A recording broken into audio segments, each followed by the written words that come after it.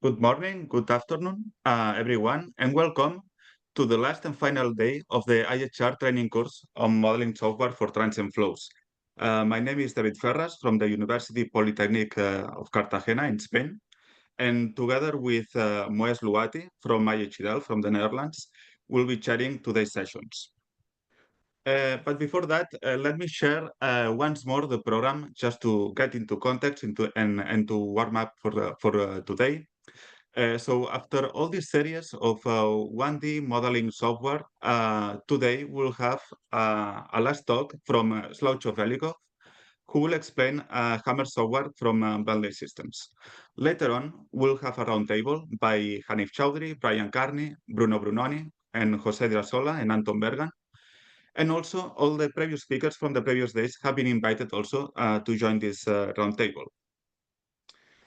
But before passing the word to Slavko, let me give thanks to the sponsors that have been their support during these days for this course, Deltares, Bentley, and Port Vision, and also the national associations, the China Society for Hydropower Engineering, and the Centro Sistemi Studi Idrici from Italy, that they have been providing also their support, especially in terms of the dissemination of the course.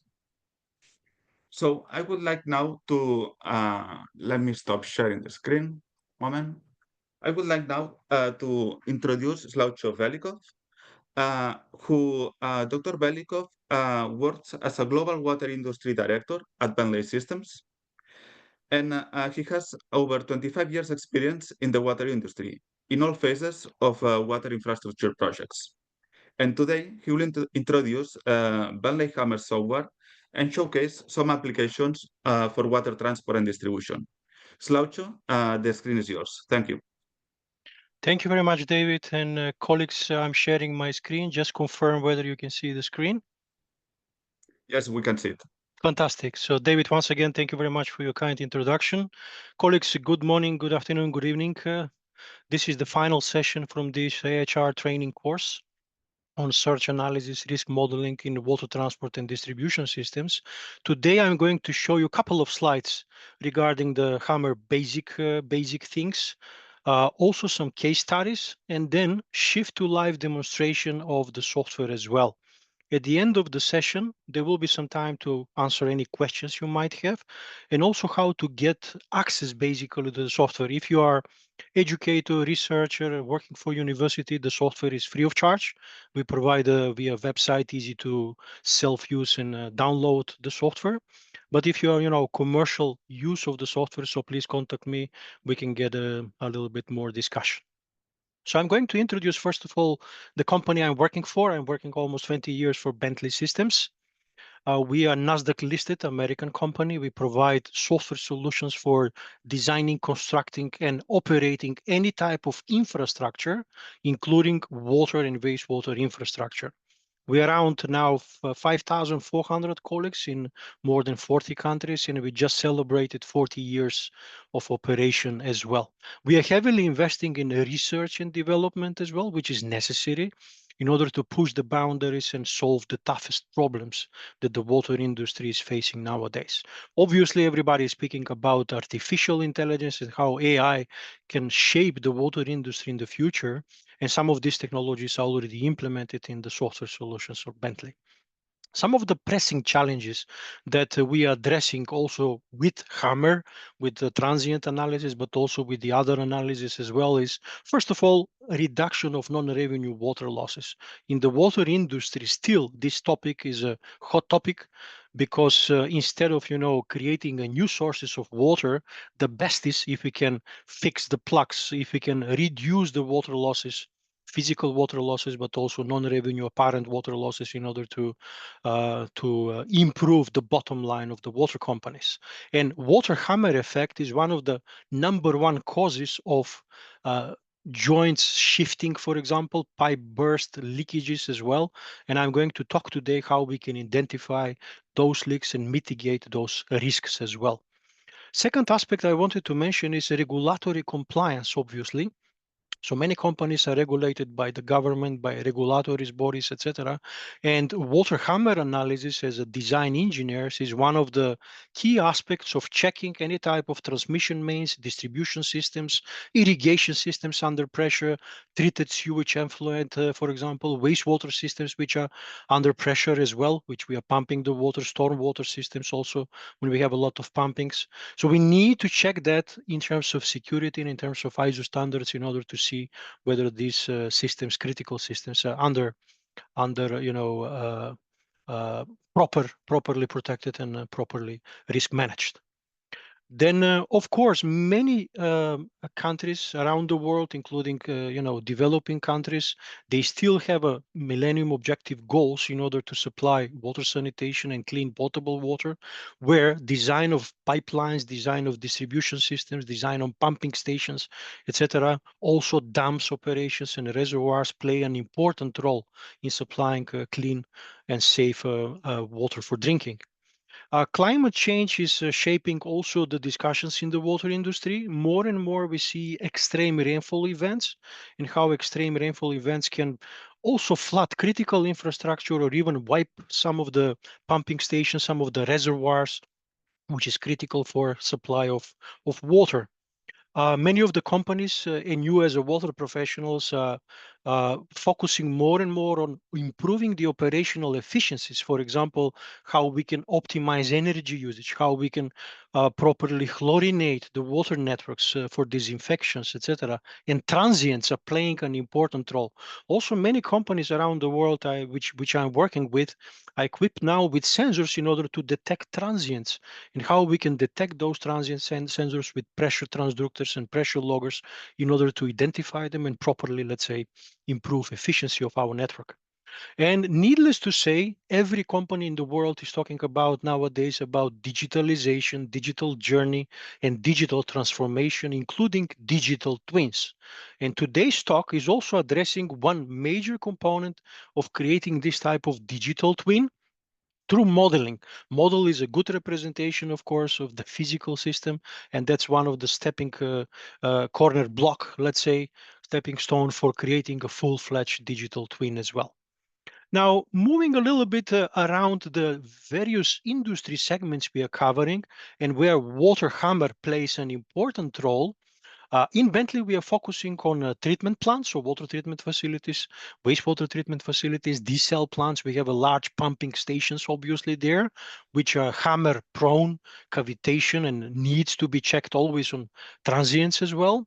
Then, of course, water transport and distribution system, potable water system I mentioned, irrigation systems which are under pressure, treated sewage effluent, which is used for irrigation, which is used for washing the streets, but also for recharging the groundwater, wastewater collection and transport systems, where we have also, sewer systems under pressure or vacuum sewer systems in some countries.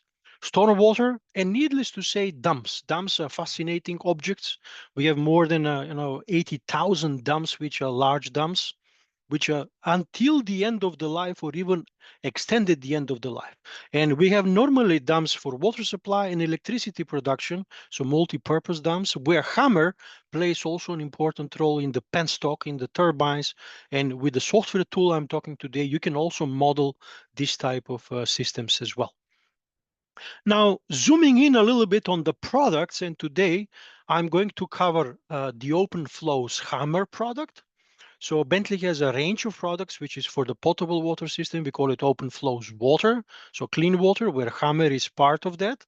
Then we have OpenFlow Sewer, which is for the wastewater networks, and finally OpenFlow Storm and Flood.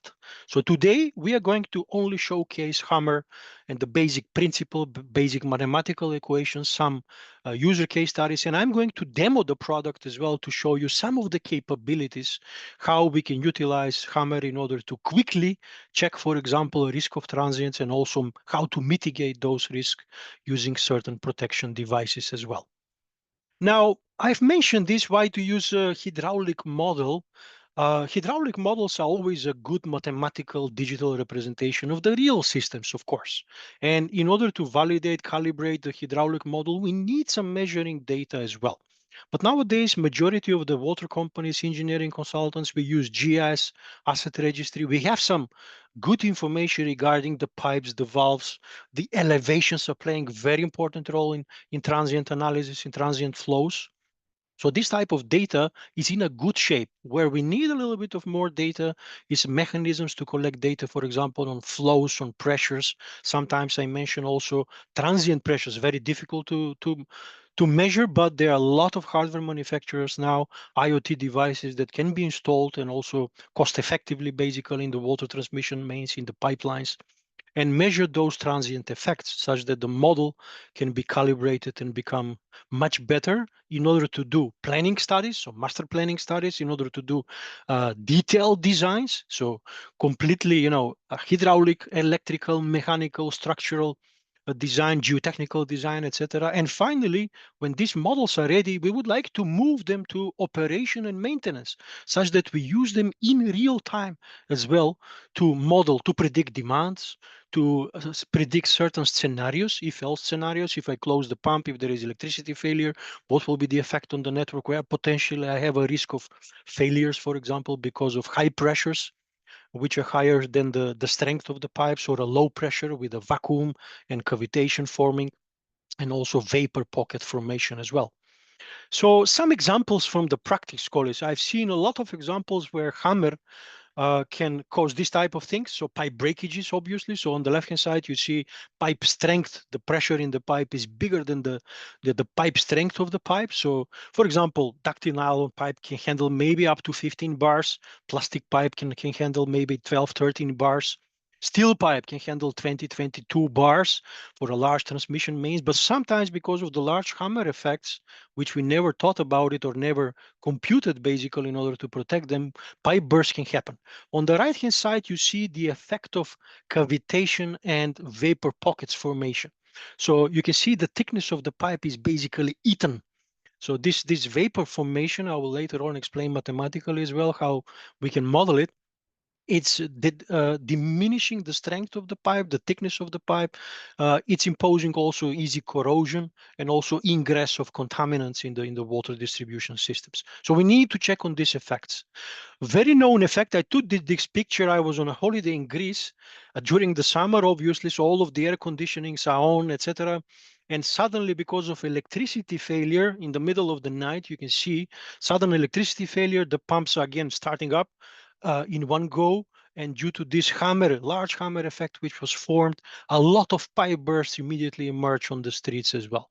So these are the dangerous effects that can catastrophic effects that can cause even loss of life. This is a very interesting example. I've selected this well-known hydropower in Yenisei River, which is in Kazakhstan, which is part of the Russian, let's say, Federation. In August, you can see 17 August 2009, there was a catastrophic effect of hammer, so load rejection of the turbines until they were maintaining some of the turbines. Number 9 turbine was maintained, and the rest of the turbines basically were not protected. They opened up the floodgates, and you can see what happened here. So 69 people were killed in that accident. So this is what hammer really can cause in terms of damages of properties, but damages of life even. Recently, 2-3 years ago, there was 2 people also killed in a pumping station in Egypt. Same story. So they maintained the pump, and suddenly the SCADA system opened up the pump without proper, checking, etc. So basically the high pressure exploded, and some mechanical parts killed the operators. So what causes hammer? I believe that some of you followed all of the courses throughout this exciting week. Just to summarize once again, it's a very simple at the end of the day. So rapid change in flow, hence pressure, compared to the characteristic response time of the system. Characteristic response time is 2L divided by the wave speed. L is the largest, let's say, length where the water hammer effect can propagate, the pressure surge can propagate. So to come to the other side, reflect, and come back, let's say, to the element which is causing hammer. What can cause hammer? Obviously pumps, because these are highly pressurized systems. We create energy into the system. We lift the hydraulic grade line, obviously. And if some operation, sudden operation, even gradual operation is shorter than this 2L divided by A time, so you can compute this. If it is 1 kilometer, for example, that's 1,000 meters. 2 times 1 kilometer is 2,000 meters divided by A. Let's say A is 1,000 meters per second. So this is 2 seconds, characteristic time of a certain pipeline or a certain system. If you operate the pump, if you shut down the pump less than 2 seconds, you will have a very rapid hammer effect. If you gradually shut down the pump using variable speed drive, using check valves, etc., then you can cause a hammer, but that will not be, such an aggressive hammer effect. So this is really, on a piece of paper, you can calculate the risk of hammer effects as well. So turbines can cause hammer. Turbines we have in the penstock. Nowadays, many companies also, due to the sustainability, and instead of putting a pressure reduction valves, for example, because of the leaks, for example, in order to calm the water, you can put a small turbines. We call them PATs. So pump as a turbines, in order to calm the water, manage the pressure, and you can generate even electricity. I'll show you one case study where we use this hammer, and we use optimally to find where the turbines in the small water distribution networks can be placed as well. And obviously various types of valves, pressure reduction valve, general purpose valves, air valves, surge valves, etc. They can all cause a hammer effect. Now, what is the risk of ignoring these transient pressures, which are very violent and propagating very fast throughout the system? So positive pressures, as I mentioned, and I show you a couple of pictures, can definitely cause a pipe burst, and especially pipes which are very old, and we have those pipes which are very old, very brittle as well.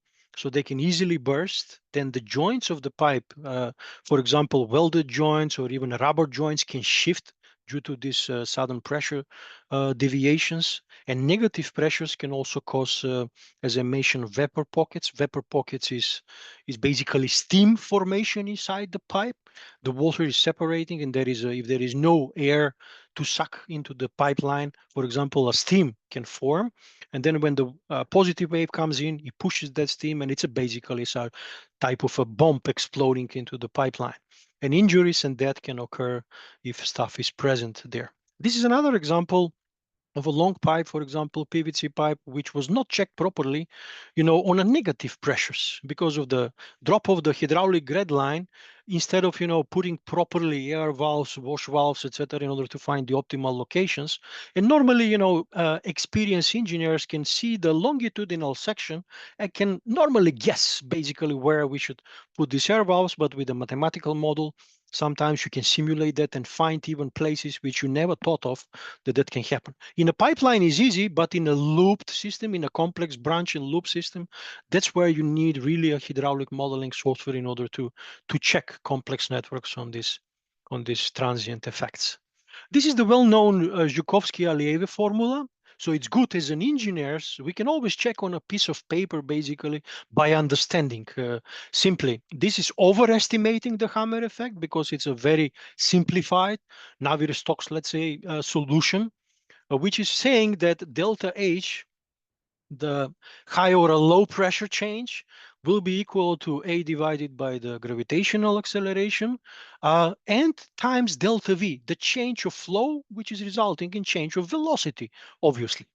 So the wave speed, A, depends on the type of material, depends on anchoring the pipe, depends on the module of elasticity, material, depends on thickness of the pipe, etc. We will discuss that more in details, and Hammer software can compute that automatically for you. Just analyze the network and compute this A. This A can be between 300 meters per second for plastic pipes, or polyvinyl chloride pipes, glass fiber pipes as well, which are more elastic, up to 1200 meters per second for very brittle pipes like concrete, asbest, cementous, steel pipes as well. Just for comparison, the speed of bullet, if you shoot a gun, or don't shoot anybody, but if you shoot a gun, it's around 300 meters per second. So this is the speed of sound propagating throughout the medium, the water or any type of fluid, liquid that we are transporting throughout the pipeline. It's an enormous amount, so the water doesn't travel, but the speed travel, the pressure wave speed. Of course, we will have oscillation a little bit on the water because of the inertia, the speed will change, etc. But this is the pressure wave traveling throughout the pipeline. And if there is nothing to kill the energy, somewhere it will find the weakest link. And the pipe can burst, as I mentioned, and obviously what dissipates the energy is basically the friction and also some protection devices into the network. So this A divided by G can vary between 30 to 120. Just an example, on a piece of paper, you can do it simply. So delta H, imagine it's 100 factor times delta V. If there is a flow, and if you suddenly stopping the flow 1 meters per second, that's normal. 0.75 meters per second in a large transmission means, for example, the recent National Water Company transmission line from in Saudi Arabia. I was just there a couple of weeks ago. That big pipeline is transporting enormous amount of water from the desal plants towards Riyadh, to the capital. It's a 0.8 meters per second. If you stop that, let's say 1 meters per second, you can cause extra upsurge up to 100 meters in terms of water head, or this is a roughly 10 bars. So imagine if you already have 6, 7, 8 bars into the system, and on top of that you have upsurge of 10 bars, you can imagine around 18, 19 bars of pressure, which sometimes these steel pipes even cannot handle it if they are corroded or not properly designed. Now, how do we compute the wave speed? The wave speed depends on all of these factors, as I mentioned. So just remember, you don't need to know all of these mathematical formulas by heart, but just to refresh our knowledge a little bit. It depends on a lot of stuff, like the Young's module of elasticity of the pipe, the bulk of the modulus of the liquid density. As I mentioned, with water hammer, we can simulate Newtonian fluids. So to be very precise on Newtonian fluids, and slightly compressible because sometimes in the water we have also mixture of, for example, air pockets as well. So air pockets are sometimes good. I will explain that later on. They act as a cushion, as a sort of a bubbly effect in the water in order to kill the energy and dissipate the energy throughout the system. So you can see the Poisson ratio, you can see the pipe support index. Sometimes we have a big beton blocks. If you're close to a pumping station, all of the pipes are anchored. They are putting, we put normally, the transmission mains and the distribution mains on a bed layout in a trench, etc. So that also affects how the hammer is propagating throughout the system. And finally, of course, the dimension, the diameter of the pipe and the thickness of the pipe as well. So water hammer, the software has automated tools in order to compute for various materials automatically. So what is under the bonnet of, let's say, of the Bentley car? Sometimes I make jokes. So under the Bentley Hammer car, we have this, and we need to understand that we are solving the Navier-Stokes equations, which are very hard to solve normally. So this is the continuity equation. Momentum equation is playing here a very important role for the hammer effect, and constitutive equation as well. So how to solve these equations? Obviously, with numerical methods, there is no exact solution. There is $1 million award for those mathematicians who can solve the Navier-Stokes equations, analytically, but they are not yet solved. So we solve them numerically with some assumptions. And of course, numerical methods are various. In various software packages, you have various software methods. In WaterHammer, we use method of characteristic, which is well-known method, which is more or less exact solution. It requires a lot of computational time. I will explain a little bit. So the down, let's say the negative side is a lot of computational time, but the positive side is it is solving exactly and dividing the pipeline into very small segments such that the solution is found. This is an example, for example, just to give you an idea, frictionless pipe, if there is no friction. So as I mentioned before, if you have a velocity of 1.3 meters per second, you suddenly stop the flow so you can have an upsurge of 130 meter, for example, with the assumption of wave speed of 1,000 meters per second. And then the negative wave is propagating back, for example, with the same amount. And this is going forever. If it is a frictionless pipe, you can test. One of the first tests to test any software, whether it's correctly solving the equations, is some of these tests you can perform, well-known tests, in order to check whether the software is fit for purpose as well. Don't trust blindly the software and just say, the software is solving the solution, the problem. What complications are arising, colleagues? Why do we need, let's say, more complex software in order to solve this? Vapor formation. So the vapor travels throughout the pipe. It's a two-phase flow.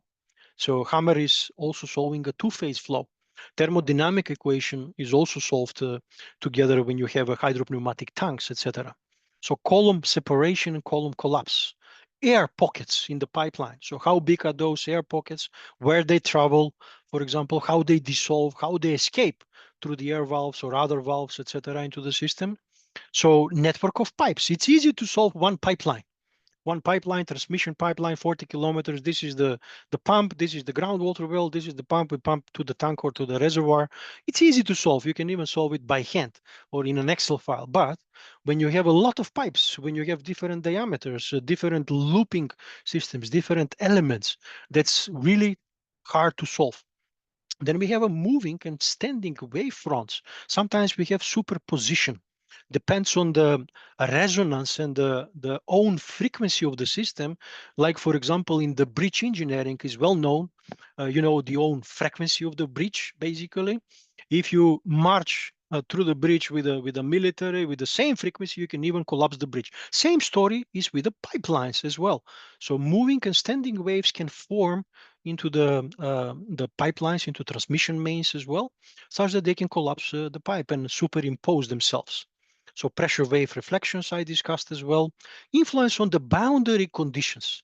So we have tanks, we have valves, we have, for example, reservoirs, we have sometimes also pressure reduction valves, etc. So that influence on the boundary, initial and boundary conditions in playing an important role. If you have very large customers like breweries, like, for example, steel manufacturers, they take a lot of water, nuclear facilities.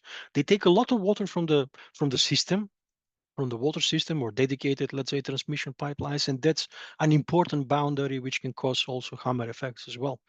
And influence of the protection devices themselves. So that's why we need some software tools. Now, the fundamental principles in the solution is we treat the water as a slightly compressible and it's heavy. The water characteristics are taken into account, so kinematic, dynamic, viscosity, etc. What type of water temperature is taken into account. It's one hammer effect if you model in Nordics, where the temperature is 4 or 5 degrees. Another hammer effect is if you model in the Middle East or in India or in Southeast Asia, when the water is 30, 35 degrees in the pipeline. So different hammer effects can take a role. You can also model different liquids, colleagues. For example, oil. We can model oil, we can model kerosene. We have examples here in the Schiphol airport, for example, use hammer to model kerosene in the underground pipes as well, but not gas. So gas is compressible, obviously. So it's a compressible. You cannot model gas with hammer. Then you need extra additional tools, and thermodynamic equations play here important role, coupling with the Navier-Stokes equations as well. Transient pressures waves propagate very fast. So remember that, as I mentioned. So there is a pressure surge. If you take a shower, for example, you put your tap completely open, try to close it suddenly, very quickly, you will hear a boom in your house, basically. So that's the hammer effect. If you have a good pressure, obviously, into the house, so that's the hammer effect, and this travels very, very fast. Only thing that dissipates the energy majority is the friction. And it's very important, how do we model mathematically the friction into the system?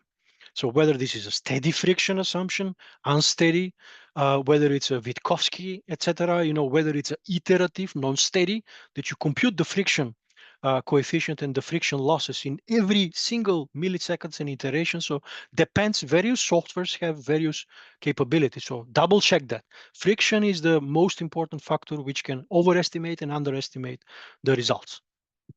Air and vapor pocket collapse information also governs the search formation. So I would like to know how big are the air pockets, where are those into the network, how many liters are there, because there are some rule of thumbs. If you have a vapor pocket, let's say 100 liters formation steam into the pipeline. So rule of thumb, 3 to 5 times hydropneumatic tank will do the job.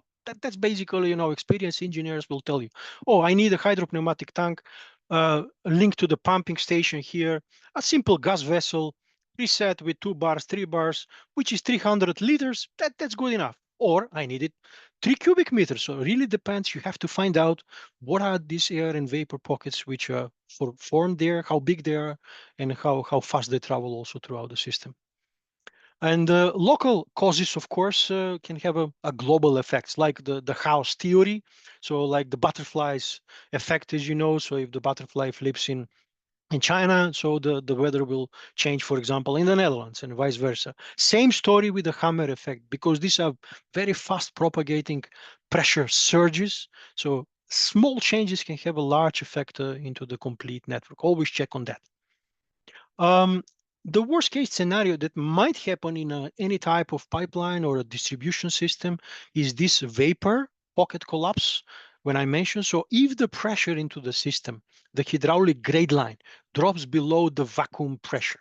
So let's assume 10 meters, 1 bar, depends on where you are, depends on many factors, but let's assume for simplicity, 1 bar, 10 meters. So imagine if the hydraulic grade line suddenly drops because, electricity failure, pump trip, which is happening every day, single day in a water distribution system. So this energy hydraulic grade line drops before, if there is no air valve or something to suck air here, there will be steam formation. So like you're boiling an egg, so steam will form here, and that steam is very, very dangerous. It's basically a traveling bomb into the distribution system. When the positive wave is pushing the water, this steam cannot escape.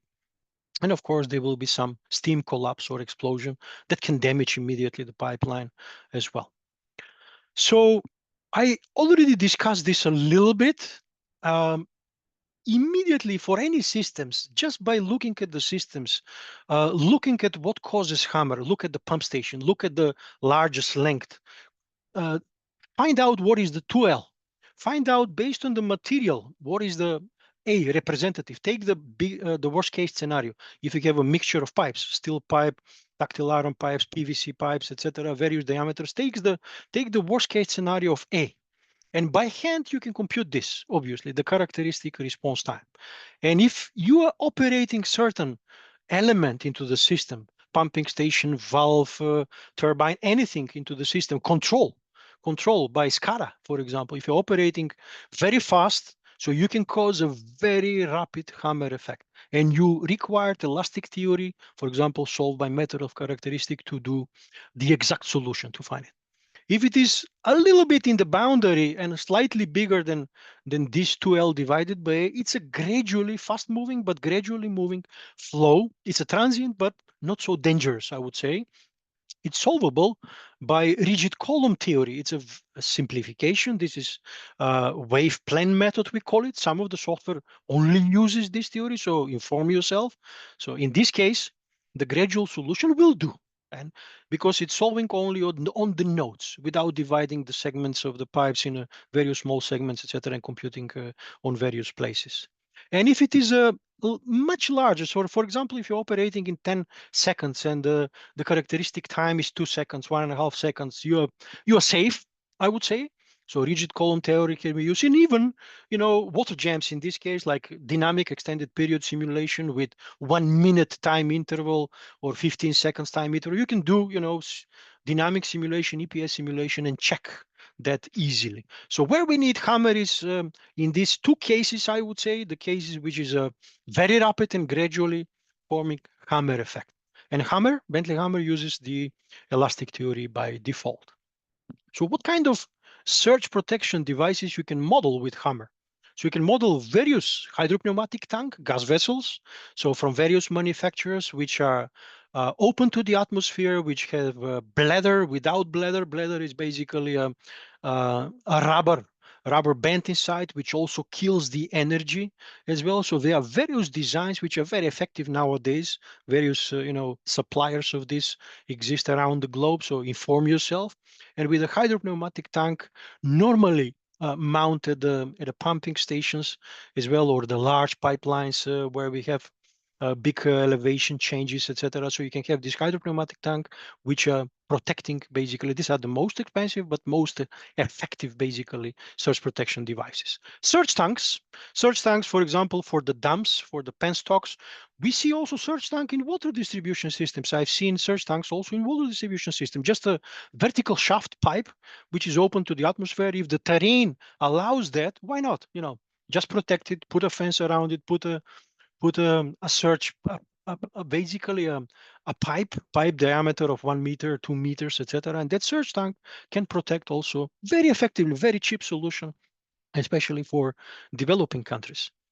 Air valves, so they're double acting, triple acting air valves. They're air valves also under pressure nowadays as well, which has also air inside, which can be released rapidly. If there is a rapid hammer effect, it can release in order to take the first hit, basically, and it will diminish the hammer. Wash valves that we normally put them in the long sections where we have, breakage of the elevation on the lower side, in order also to wash the network and flush the network sometimes as well.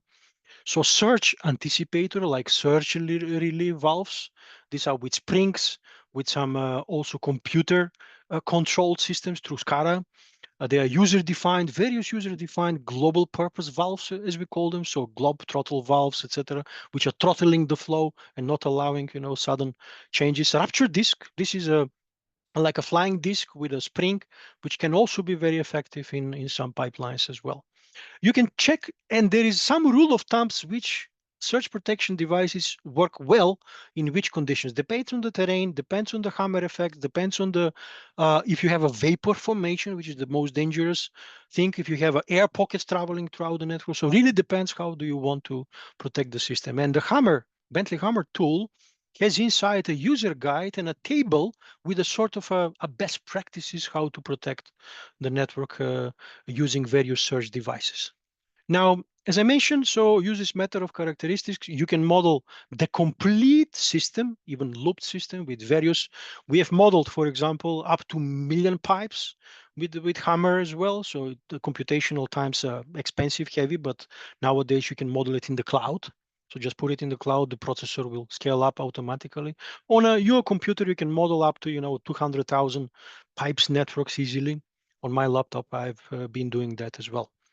Now, this is the difference between the two, let's say, methods. So the wave characteristic method and the method of characteristics as well. So it models basically the nodes. So the wave plan method is modeling the nodes, and you need to add nodes. Whether this is a pump, whether it's a junction, whether it's a tank, this is treated as a node. But in between, it doesn't model, basically. So that's why you need the method of characteristics by default, based on the wave speed, positive characteristic, negative characteristic. It will divide the pipeline in various segments. This can be very small segments in order to compute the flow, the velocity, the friction, etc., the upsurge ratio in any computational grid point along the pipeline in the water distribution system. So that's very important that you check it. Now, a couple of case studies before I go and show a little bit of Hammer in action, where this tool has been used around the globe. So we have more than 10,000 users globally. I selected some case studies just to give you an idea. So this is the well-known Yas Island for those who are watching Formula One, Grand Prix, etc. So this is Abu Dhabi, Yas Marina circuit. I've been there, so very nice as well. So and being part of this project is very good. So millions of visitors are coming there, as you can imagine. So water distribution system is heavily loaded when there is a lot of tourists coming. You can imagine the demand surges and also the pumping stations, what they are doing in those periods. So this was modeled using also Bentley Hammer in order to check for transients. This is very flat terrain, and they protected it with some hydropneumatic tanks at the pumping station and air valves optimally distributed, triple acting air valves optimally distributed throughout the system as well. It's a one example project. Another example, I don't mention here utility because we don't have a permission to do that, but it's close to the Alps, where we have a lot of gravity supplied systems.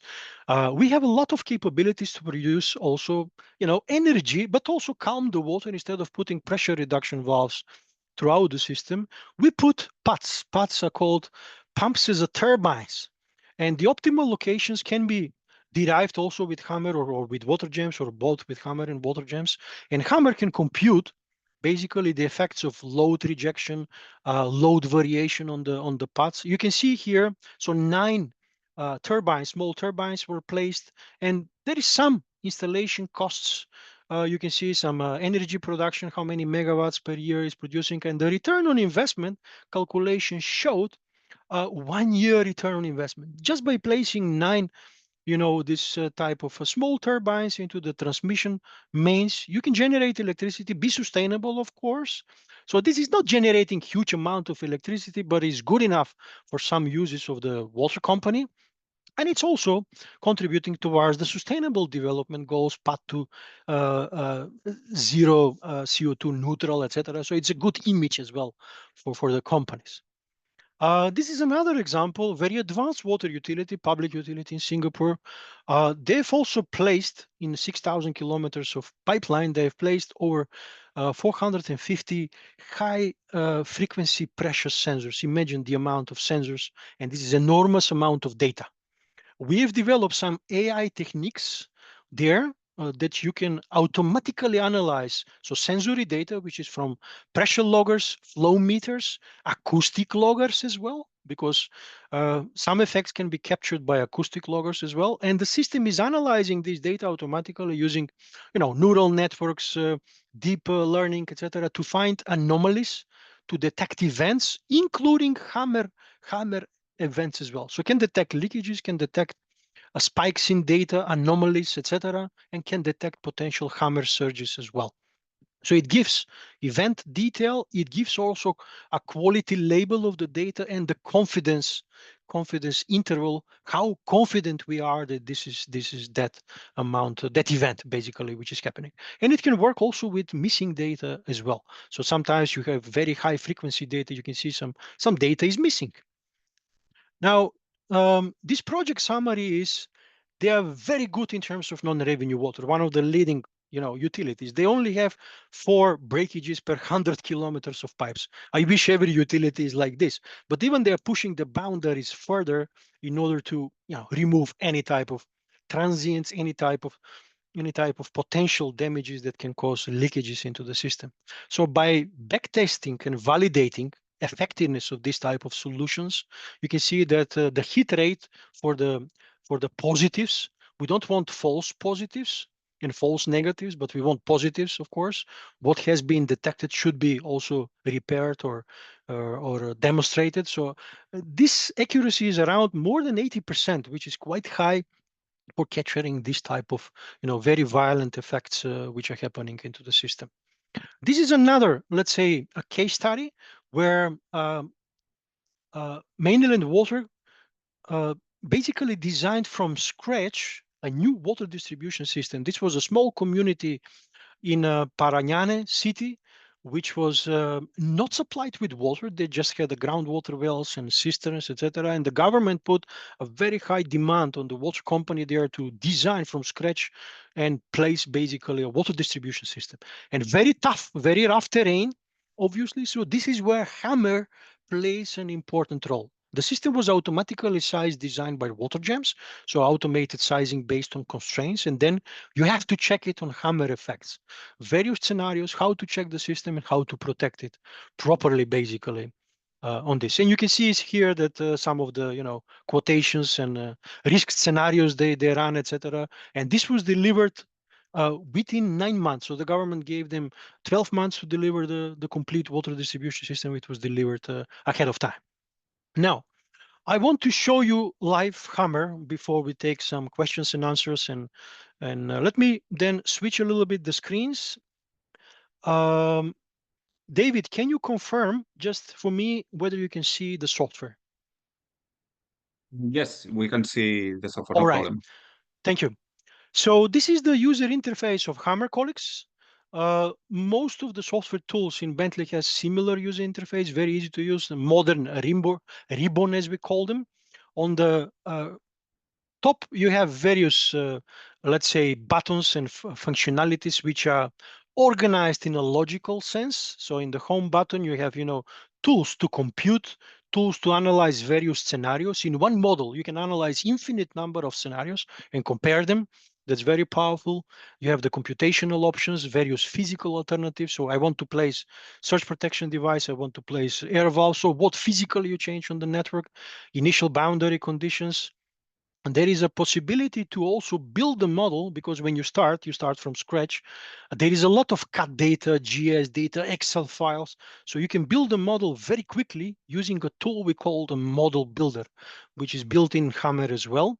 In the layout tool, if you don't have anything, you can even create a schematic model just by drawing, like CAD program. You can draw pipes, you can draw, pumping wells, you can draw any type of surge protection devices and check that.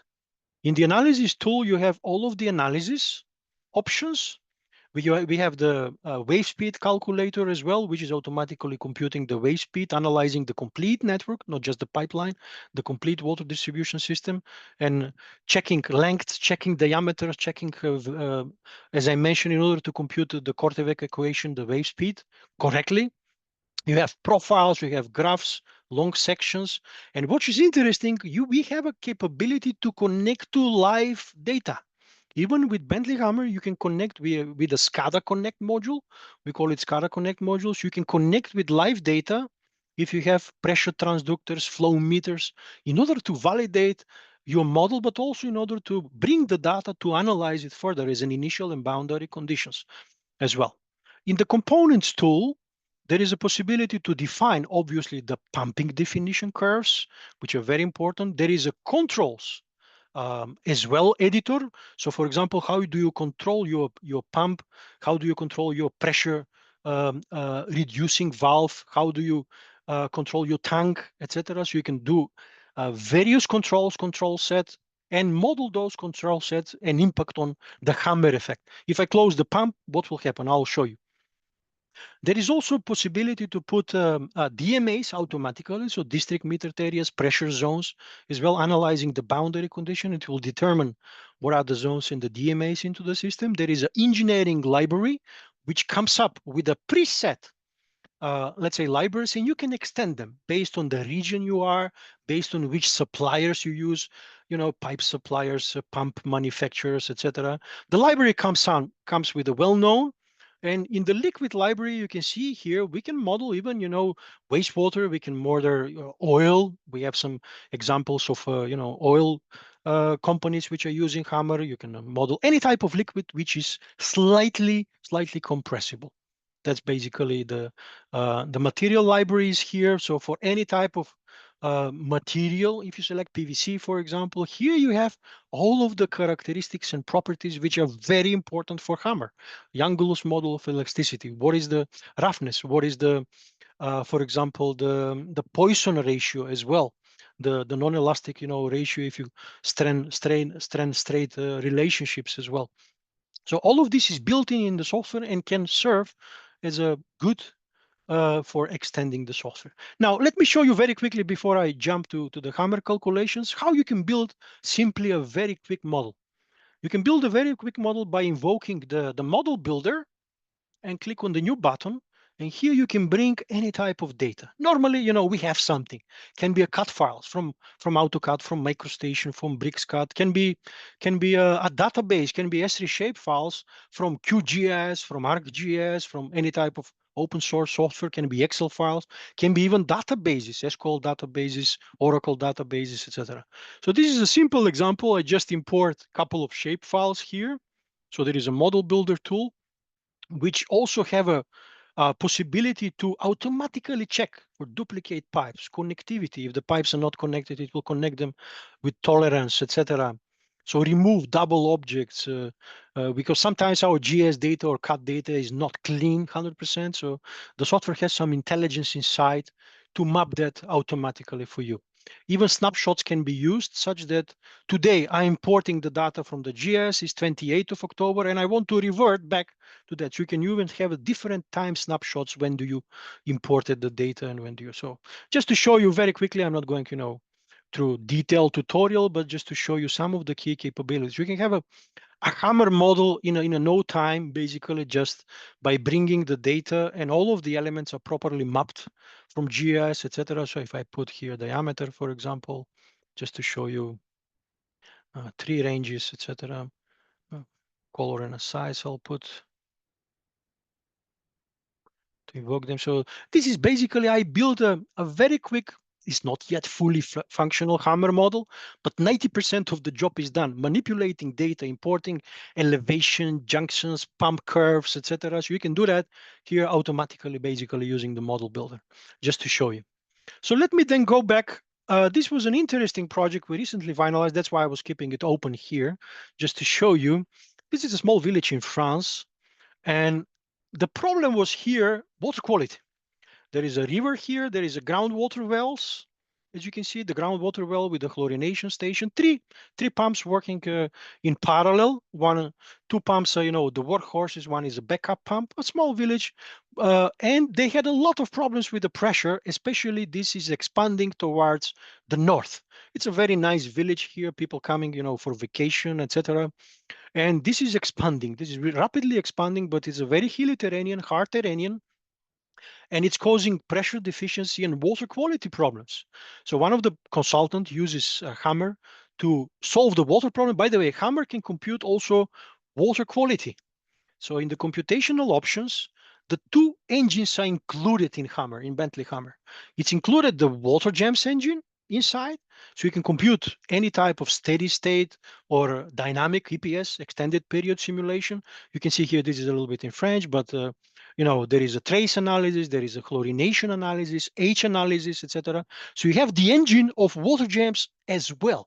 So you can do any hydraulic modeling on the water transport and distribution networks. And on top of that, you have the Navier-Stokes solver with the method of characteristics if you want to switch to the Hammer calculations as well. So this is very powerful, as you can see. And Of course, you can create infinite number of scenarios here. You can create new scenario. I've created scenario pump outage, hammer analysis, pick up that scenario. If you want, to simulate incident, you can simulate any type of incident. So you can create any type of scenario and check that scenario as a current scenario, which you are working. In one model, you have a infinite number of scenarios. You can compare them.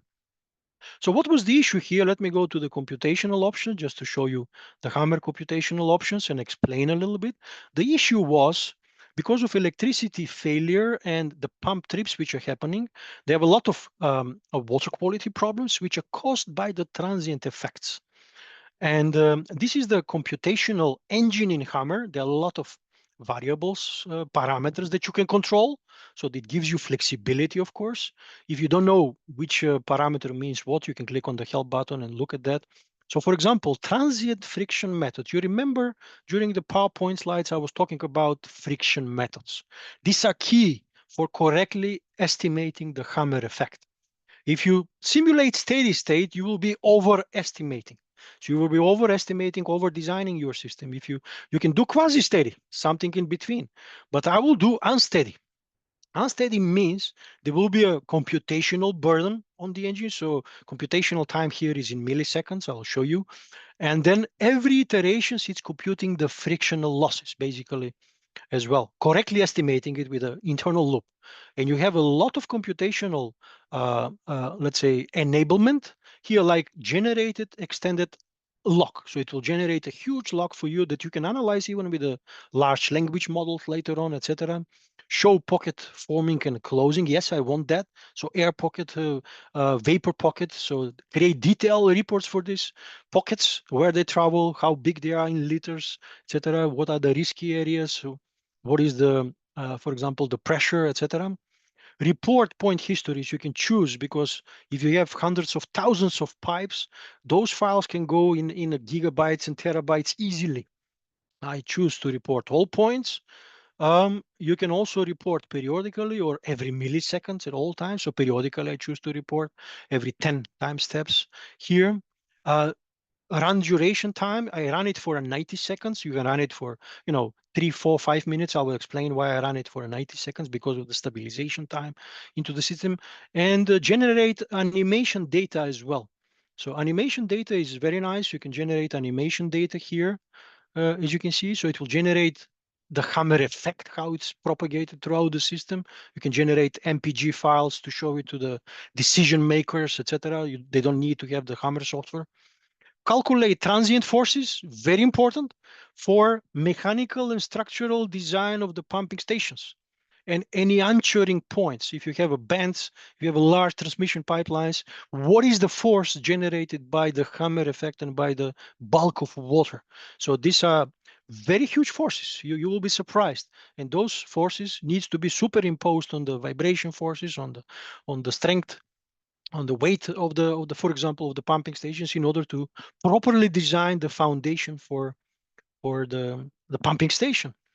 Run extended cavitation analysis, flow tolerance. If you want a little bit to relax the engine, that it doesn't solve, up to zero flow tolerance, you can say, okay, 001, 002 to relax a little bit. So there are various let's say, settings I wanted to show you. You can compare it with the other software packages and what's the difference in between. There is a possibility also to even specify initial conditions. The software will determine the initial conditions based on the engine of water jams, so steady state or EPS analysis. But you can say, okay, I have initial conditions, pressure into the system of 5 bar at this point, and I want to run Hammer analysis. You can do that as well. Can be hypothetical, can be a real case as well, but worst case scenarios, for example, in order to run. So that's the engine. And what I'm going to do now is just compute the time steps just to see what the software is telling me. So it will analyze the complete wave speeds, the material, the L's into the system, and it will say, okay, the time that I propose is 0.01333 seconds. You can override that time step and use your own time step if you like, bigger, slower, etc. And in order to find the exact solution, there will be a relaxation of the method of characteristics. So the pipe will be divided automatically in more segments. Minimum segments is 5. every pipe is divided in minimum 5 segments. If it is a bigger pipe, it will divide it on whatever segments is needed in order to exactly compute in every segment the hydraulics and the hammer effect. What can cause hammer effect in this case? Pumping station. Pumping station can cause a hammer effect. Let me double click on this pump just to show you. So this is the properties of the pump, and this is the transient operational data. So I say this is the variable speed pump, of course, and this is how the variable speed pump is normally operated. This is a normal pumping operation. During the day, when the tank is full, one pump is switching off. Simple as that. And you can see here where the pump is switched off for some time and then it's switching on. You have to analyze various scenarios and identify the worst case scenario. Worst case scenario could be that valve is closing and the pump is starting up. And those positive and negative waves can collide itself. So you have to analyze the various scenarios, compare them, and come up with the worst case scenario in order to protect the system. I'm not going to, go into details, but I'm going to hit the run button. Just bear with me a little bit. So it will kick off immediate computation. I'm simulating live here, so you can see this is a medium type of system. It will compute it in 1 minute, 2 minutes, no problem. As I mentioned, you can compute up to 1 million pipes. So we have done that. On a medium size, on a larger size, up to 200, 300,000 pipes, it will run on a laptop, normal laptop, like I have it here. But if you are running a large models, then you will need a little bit of power, whether a workstation with some graphical cards, whether, on the cloud, we provide also cloud computation as well. In Bentley, so in the Bentley cloud, you can do that and simulate the hammer effects, basically. So I just wanted to simulate what this pumping operation is affecting the network, because objective was to increase the pumping capacity because there is a northern development. Water quality plays an important role. We check on the water quality as well, chlorination and all of this stuff. And I want to check what's happening now with a hammer effect. Can you identify any risks or not in this configuration, let's say? That's why when I say every project, whether it's a design stage, whether it's an expansion, greenfield, brownfield project, etc., you need to check, remember, on a hammer effects. Hammers are very dangerous phenomena. If you don't protect it later on, you will have a lot of troubles. So there is some, initial conditions, extreme pressure and heads, you can report them. The best is also to plot them. So visually, let me show you. I've created a profile here, which is going from the pumping station to the tank. Here is the profile, just to show you the profile. I'm going to show you so that's the profile which is going from the pumping station up to the tank, which is on the hill. And that profile is basically a dynamic profile that looks like this. Nothing exciting, but now look at the hammer effect when I open the hammer viewer. So there is a transient viewer here, the same profile I'm opening, just to show you what is happening in this system. And I'm going to click the run button. Remember, this is milliseconds, what we are simulating. Milliseconds, pump is working, pump is shutting down, also gradually shutting down, obviously. You can see here, because of the terrain, on the northern part, we have a high terrain as well. So there are some hills there, not a lot, so 10 meters basically difference is causing a vapor formation. This is the upper graph is showing the vapor formation exactly where it is. And this vapor formation will explode, as you can see, resulting in very violent phenomena. This is pressure propagating back and forth from the tank towards the pumping station throughout that transmission pipeline. If there is a weakest link, definitely that transmission line will be broken. And you can see the stabilization time as well. So the red line is showing you the ever maximum pressure. There are not large maximum pressures here, so the strength of the pipe can handle it. No problem at all, because we have 2.5, 3 bars plus 1 bar extra, 3.5 bars maximum pressure. That's fine. Negative pressure is the envelope of all of the negative pressures throughout the simulation time. So you have the envelopes, and here what is found is that stabilization time is around 30 something seconds. You see it's still standing resonating oscillations, but after 30-40 seconds the system is back to normal, let's say normal operating condition, and then it is going to steady state or dynamic condition, CPS as well. So if I plot it, you can here show the times history, for example, the vapor formation at the pump. You can show the forces, the magnitude, all of this stuff, extended simulation in the pump speed, etc. So all of these graphs, you need to enable them to show them basically into the screen. Quickly, I want to show just a map, a risk map. So I'm going to dismiss the diameter. Maybe let me Google map in the background. I'm going to show you a risk map of this. So in the transient result viewer, we have a capabilities thematically to view the risks. Let's see the vapor pockets. This is what I'm after. I'll display them in 2 colors or 3 colors. Let's do green and red, risk map. Just apply OK. So everything is green except this part of the network. I never anticipated. I expected that the transmission line will be affected, but no, the pipes which are connected to the transmission line are affected, and only this segment. So you can see part of the pipe is just affected. So here we will have a vapor formation identified by the software. How to protect it? Easily. Here we can put, 2 air valves, 2 air valves, and that's it. Problem solved. Or if you want to protect it for a further expansion of the city, we can also put a hydropneumatic tank inside the pumping station. This is just very quickly to show you how in a 10 seconds, 20 seconds, if you experience modeler, etc. If you're not, you will spend 1 hour, etc. No problem at all. But in 10 seconds, you can find the risk of transient effects and whether it's a positive or negative pressure, risking the pipeline. So let me show you another interesting case study. This is a simple case, a transmission main, and tapping the transmission main for connection to a very small city village, basically. It's from India. Just wanted to show you that one and how hydropneumatic tank can play an important role. So this is the transmission pipeline from a groundwater well. It's transmitting the pipe. It's a pipeline which is transmitting to a reservoir, then goes to another city, and this is just a flow tapping with the flow control valve, and a rough distribution in this village of the water distribution network. It's a skeletonized. I forgot to tell you. Also, Hammer has a skeletonizer as well.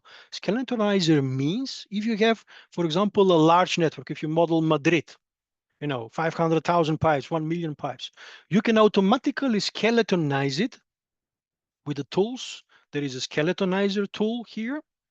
Here's calibrator, we call it. It will automatically create equivalent hydraulic network, which is exactly producing the same hydraulic results, but simplified.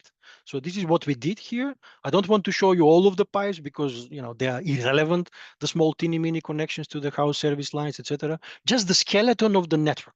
That's where the masses of water are transported, and that's where the Hammer plays in effect. So we have a very good tool to calibrate, to skeletonize the network well. And the skeletonizer has branch collapsing, parallel pipe merging, series, smart removal, etc., valve replacement. If you have many isolation valves, it will put one general purpose valve, which is with the same hydraulic losses. So exactly the same hydraulic conditions will be created with the skeletonizer as well. So this is the transmission pipeline. What can host Hammer? Any element which is operated via SCADA or manually, etc. So in this case, I have the pumps and I have the valve. Let me look at the patterns. I'll show you the patterns, how they are operated, for example. So this pump is operated like this. You can see here, so the pump is gradually shutting down after 5 seconds, gradually shutting down, normal pump trip, and gradually starting up. So every day we have that. And the valve, sometimes we also, this is the worst case scenario, this is the relative closure. Relative closure, so means 100% open or 0 closed, and I'm gradually closing the valve. Sometimes you need to perform, maintenance into the system, you need to close this flow control valve. Even with the SCADA system with motorized valve, you can give a command. If you close it suddenly, it will be a rapid, of course, effect. Even this gradual closing and superposition can cause a hammer effect. Let me show it to you. So I'm going to hit the compute button, not to take up a lot of your time. So this is simulating, again, the complete network. You can have also various rules inside. How do you operate and control certain elements, complex rules, etc. And let me show you this profile. So this profile with the transient result viewer, I'm going to show you. It looks like this. This is the transmission main, long section. The green line is the long section. The black line is the steady state condition, normal operating condition. The red line is the maximum ever envelope of pressures, and the blue line is minimum ever envelope of pressures formed by the hammer effect.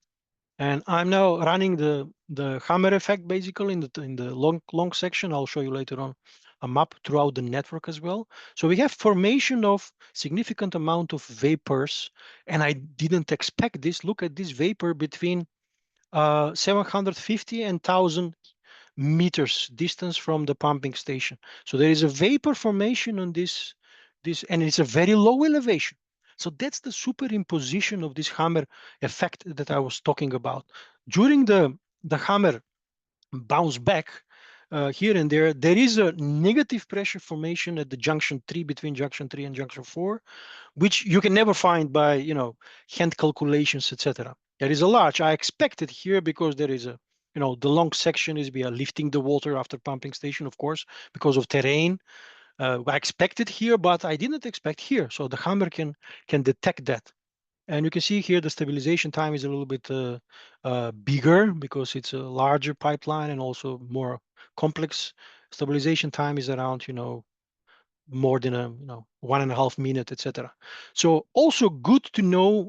Good answer is, what is the stabilization time? Within the stabilization time, the operator shouldn't operate once again the pumping station or something else. It will make the situation even worse. So until the system stabilize, we shouldn't do any type of SCADA operations as well. And needless to say here, because of the valve operation, I have some problems into the network inside the village as well. So I can show you here the air pockets and the vapor pockets as well, the maximum pressure values, the minimum pressure values as well. So let me show you the vapor pockets here, which are also formed around this segments. As you can see, so these two segments are also affected by the pumping station, which is in the transmission main. Unbelievable, but that's the truth. Because as I mentioned, remember, the pressure surge travel fast, 3 times speed of bullet up to 4 times speed of bullet as well.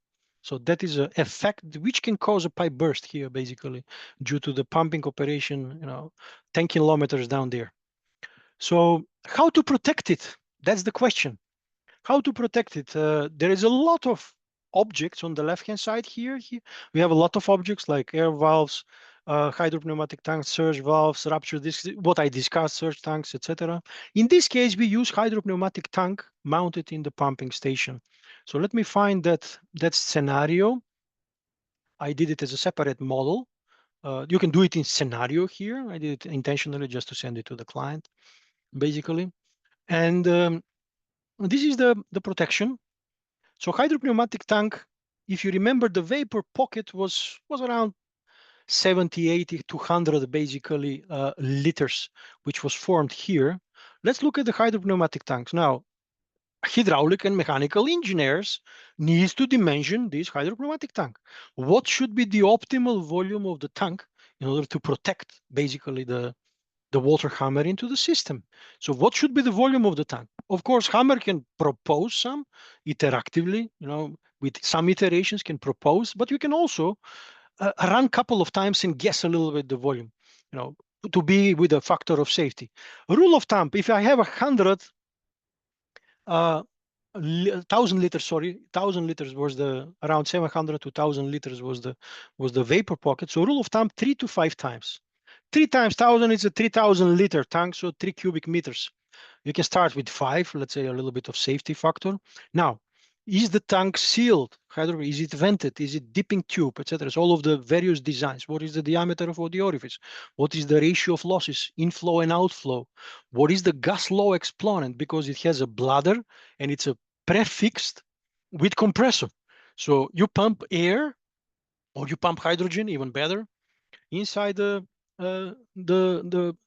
the hydropneumatic tank, and this is a mechanical design that you need to perform basically. So in order to properly do the pumping, hammer can do that for you. I will compute immediately, not to dwell a lot. just to show you what is the effect. And this is a little bit over-dimensioned. At the end of the day, they installed 3 cubic meters, which still gives enough capacity for protection and also for expansion as well. So 3 cubic meters was installed hydropneumatic tank, which is sealed with bladder, and 2 bars of preset pressure with a compressor. I'm going to show you now the viewer. Look now the picture. So after 5 seconds, we simulate the pump shutdown, the same valve trips, etc. So the green line is the long section of the pipeline. The black line is the normal hydraulic grade line. Now it's dropping gradually, obviously. And look at the effect of the hydropneumatic tank. It's acting as a cushion, as a killing the energy instantly. Yeah. Killing the energy, very smooth operation without any problems into the network. And this is what we want: calm waters. Calm waters are producing the best, let's say, predictability of the assets, extending the life of the assets, no leakages, no problems into the system, no customer complaints. Simple as that. And the stabilization time is less than 40, 45 seconds as well. There is still a small oscillation on the suction part of the pump, but not very dangerous. Obviously, that happens because of the high suction pressure there. But that's basically it. So there is a lot to show, colleagues. I'm not going to dwell a lot. So to conclude my presentation, hammer is a very important phenomena which happens in the water transport and distribution system, in any system under pressure, basically. So if you have irrigation systems, if you have firefighting system, sprinklers, for example, with hammer, with water jams, you can simulate firefighting system in a buildings as well, in industrial facilities. So any type of pressurized system can be simulated in any type of slightly compressible fluid, not compressible fluid and non-Newtonian fluid. You need different equations then. So just to conclude, we need to future-proof our water infrastructure on these transient flows and transient phenomena, because it will help you reduce water leakages. This is for many customers, on average, what we see. So reduce the non-revenue water, the physical breaks and the physical losses, basically. Improve energy efficiency by optimizing the pumping operations with variable speed drive, making it more softer, more smoother. You can even reduce energy and carbon, obviously. Service interruptions, the most important, and customer complaints. If there is a pipe burst, like I show you in Greece, pipe burst, the complete village without out of water. Imagine that during a touristic season. It's a nightmare for the water utility. So reduce operational costs as well, which is very important. And finally, improve the capital planning decisions by analyzing various scenarios, worst case scenario, this scenario, that scenario. You can invest in assets that you need and with the right size as well. Not over dimensioning, not under dimensioning. You can save a lot of money later on, not to repair certain things in the water distribution system. Finally, maybe some of the colleagues will ask, look, the software for educators, for research institute, universities, high school, etc., MSc, PhD students is free of charge. The software is free of charge. We, of course, are a commercial company, Bentley, but go to education.bentley.com. Here in the software tab, you can select all of the product lines we have in Bentley. We have more than 300 software packages for various civil design, structural design, etc. Check the hydraulics and hydrology software, and you have the open flows water, which is including water jams, WaterCut, and hammer. And click download. You need to register, obviously. For students, educators, this is free of charge. For commercial use, you can register, but you cannot download the software because, we ask for a student proof, basically, if you have a student card, if you're a PhD student, etc. And there is a lot of training as well. So all of the trainings, there are learning paths, as we call them. There are live sessions, they're on demand, YouTube channel. So you can watch on a YouTube, is free of charge. Just Google Water Jams Hammer, you'll find it as well. So YouTube channels, you can do hydraulics and hydrology, and all of this that I showed you today, more in depth. How do you build model? How do you analyze? How do you skeletonize? How do you check various scenarios? What is the worst case scenario? Which surge protection devices you should use in which conditions depends on various factors as well. And finally, how to properly, deliver the network for construction and for operation as well. So a lot of learning material is available on YouTube. That's from my side, David, over to you. If there are any questions, I will respond to some questions. I don't know whether we have time. Indeed, we have some time for questions. Slaucho, thank you very much for this very complete presentation from the basic theory to an overview of projects and also with this live demo of the Hammer software. Very complete, thank you. So we got in total right now 9 questions, which is quite a number of questions showing and indicating how engaged have been our participants. The first question is, thanks for the presentation. The tool for analyzing data from high-resolution pressure sensors is embedded in the Hammer release by default, or is it an additional functionality developed by Bentley for a specific customer? Yes, it's a good question.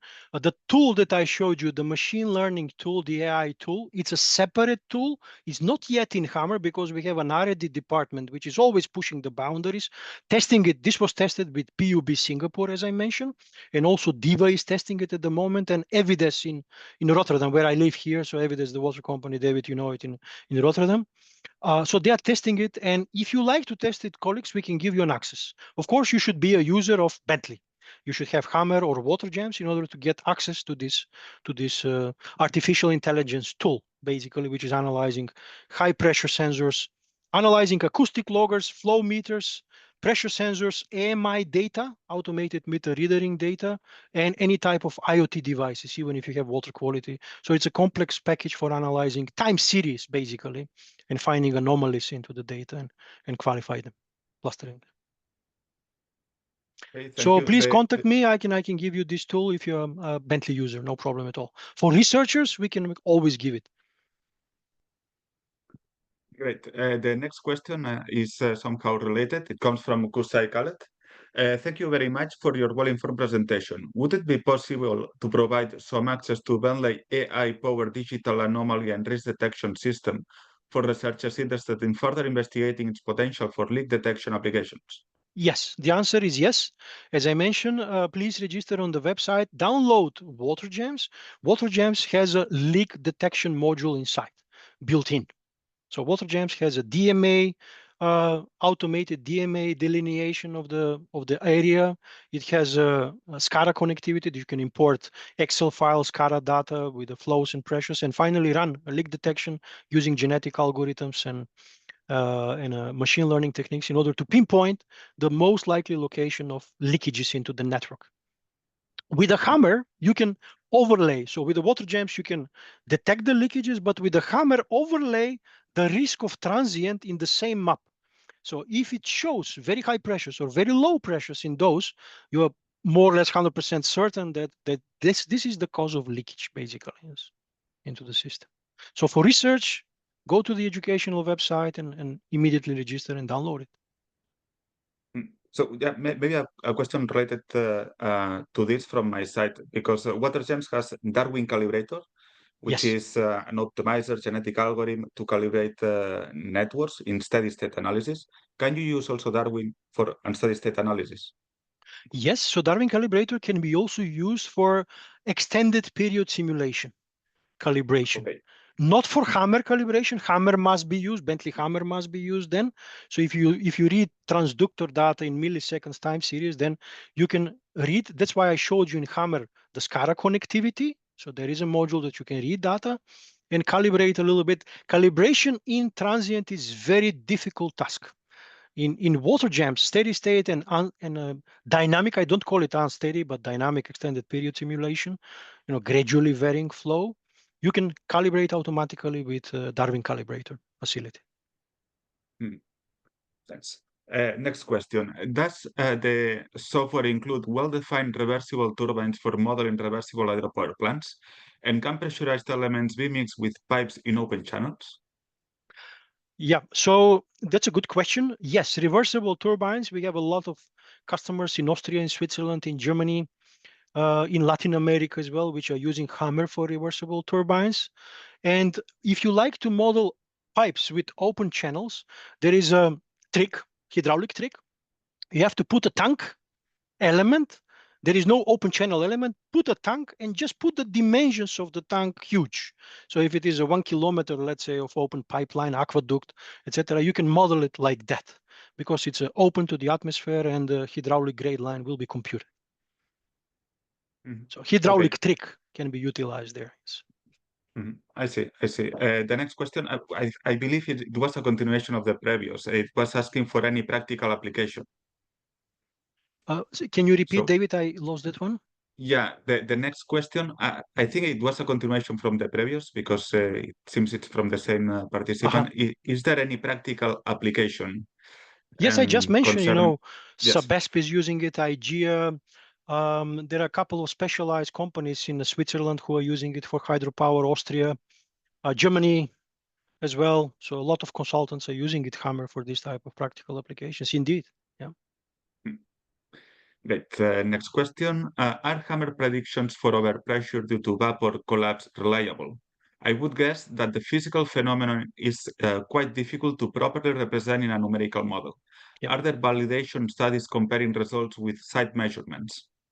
Yes, it's an interesting question. Look, the Bentley Hammer engine, if you see when I was running Bentley Hammer, was developed in Canada in lab, in a real hydraulic lab as well. So it was developed by 5 PhD guys.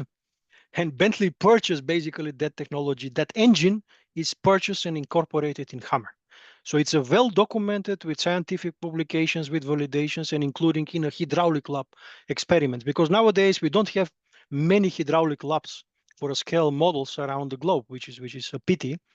There is one in Delft, I think, one in China, and maybe one in Sao Paulo, I'm not sure, but there are not many hydraulic labs where you can set up a scale model of a hydropower or a pipeline and do physical scale modeling. And this was validated and well documented and published. Yeah. Thank you. Next question. Is there an automatic way to run simulations iteratively? For example, iterating different choices for the size of an air vessel? Well, yeah, so set up different scenarios. I showed you the scenario. In one model, you can have 10 scenarios and say scenario number 1 is a hydropneumatic tank 5 cubic meters. Scenario number 2 is 3 cubic meters. Scenario number 2 is 1.5. And click batch run. There is in the simulation, there is a batch run, all of the scenarios in one go.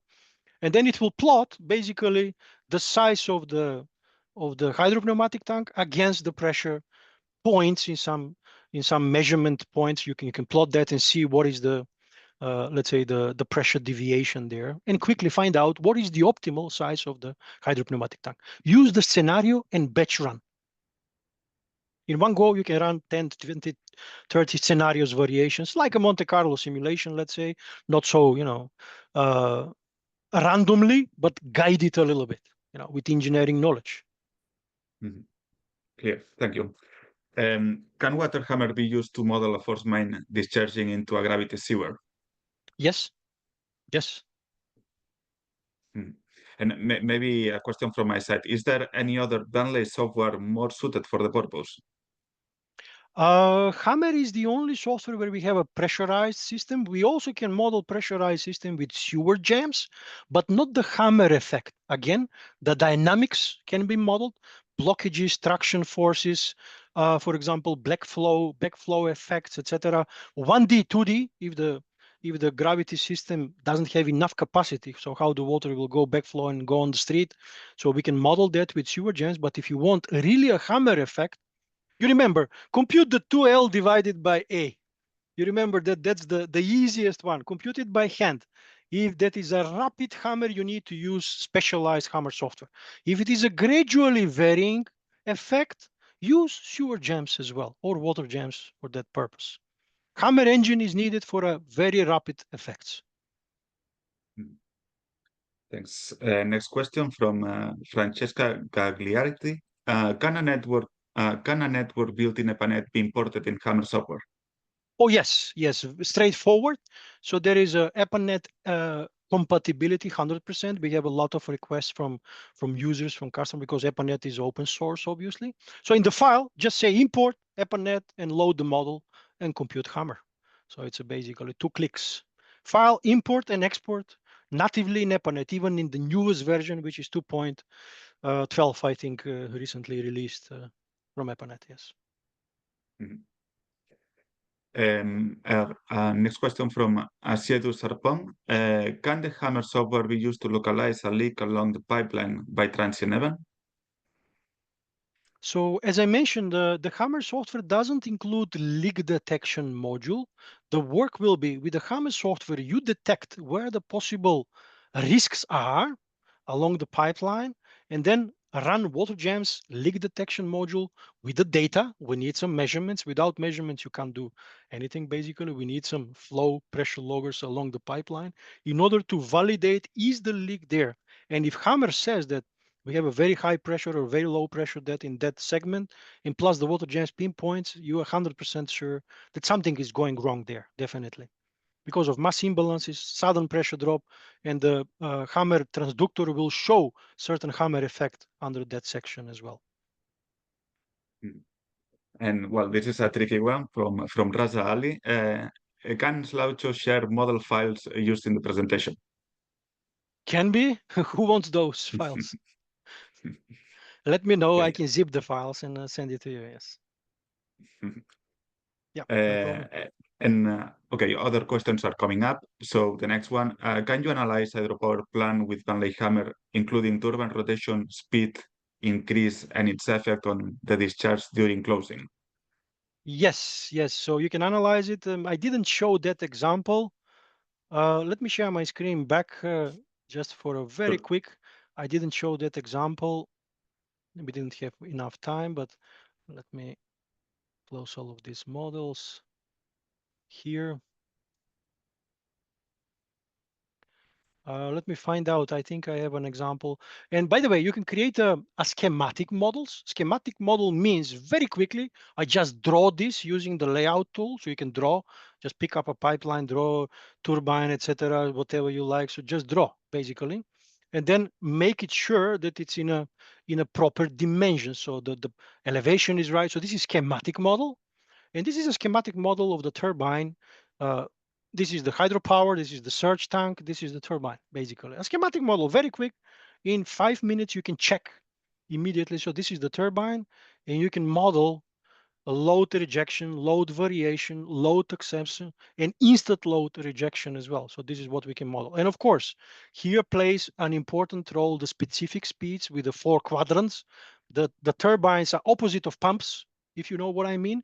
So head against flow, you have a 4 quadrants. So the turbines operate in 4 quadrants basically, and you have to have this turbine curve put there in order to model it. So what is the flow in the head? And it can model the range in between automatically as well. So you have to pick up the right range based on the turbine specific speeds and characteristics. So yes, the answer is yes. So I can model the load rejection in this case on the turbine and size the surge tank. That's the objective here. And compute, by the way, the energy you're producing from the turbine because of the head, and we can compute the energy. There is an energy calculation inside as well. And does Hammer have some predefined curves for the 4 quadrants, or do you need always to Yes, input from the catalog? yes. So the hammer has some predefined curves, but you need for specific turbines, which are a little bit older, etc. You need to find out from the manufacturer what is the 4 quadrant curve. This is very important. Without that, results can be compromised. But we ship in the engineering library, as I mentioned, we ship some curves to start with, obviously, yes. Thank you. And the last question, what format is required for SCADA data to be imported to WaterGems or Hammer? Yeah, so it's a simple Excel file, which is just saying what object it is. Is it a node? Is it a pipe? Is it a tank, etc.? What unit it is and what measurement and timestamp it is. That's it, 4 columns. And you can use Model Builder or SCADA Connect to import that data automatically into the system. So just for minimum 4 columns. If you have extra, it will be extra, of course, information. But what type of element it is, timestamp, what unit it is measurement, and what is the value. If it is flow, whether it's a cubic meters per second, for example, liters per day, cubic meters per hour, etc., is very important when you import it to the model just to convert it properly into the same units. Okay, great. I don't see any more questions coming up. If there are more later on, feel free to write it down in the Q&A. If Slouch is still connected, he can write them here, or else we can always transmit this question to him by email. David, can I have yeah. just a quick question to just a quick question. So thank you for the presentation. It was very great. I was just wondering, when you mentioned the software is available for education for students, when it's available, does it has all the functionality, or you put it like limited, it has limited functions, etc.? Good question. Thank you for the question, Moez. So for water hammer, Bentley hammer, it always comes with unlimited objects and unlimited pipes. Water jams for students is maximum 5,000 pipes. 5,000 pipes is good enough to model PhD, larger, let's say, area, etc. So 5,000 elements. We are limiting it in order not to use it for commercial purposes, obviously, but hammer is unlimited version. Okay, thanks. Welcome. Okay, great. So if there are no more questions, now we can go for what we call the coffee break, which is around 15 minutes break until 2:50 Central European Time. So see you in a bit, in 15 minutes. And again, Slaucho, thank you very much for your talk, and we stay connected. Thank you. Thank you. Bye-bye. See you.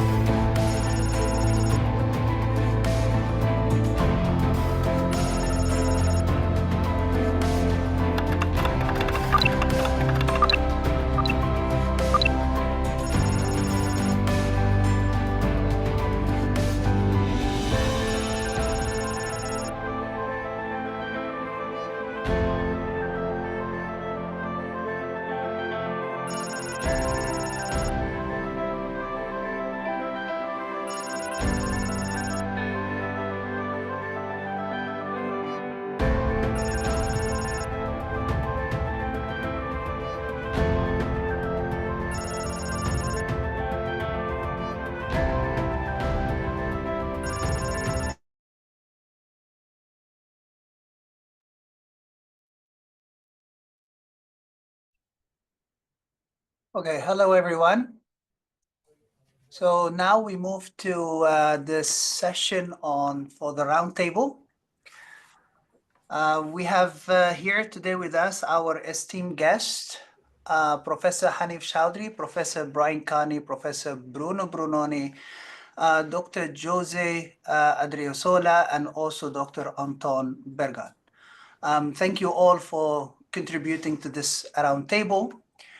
So let me explain briefly how this roundtable is structured.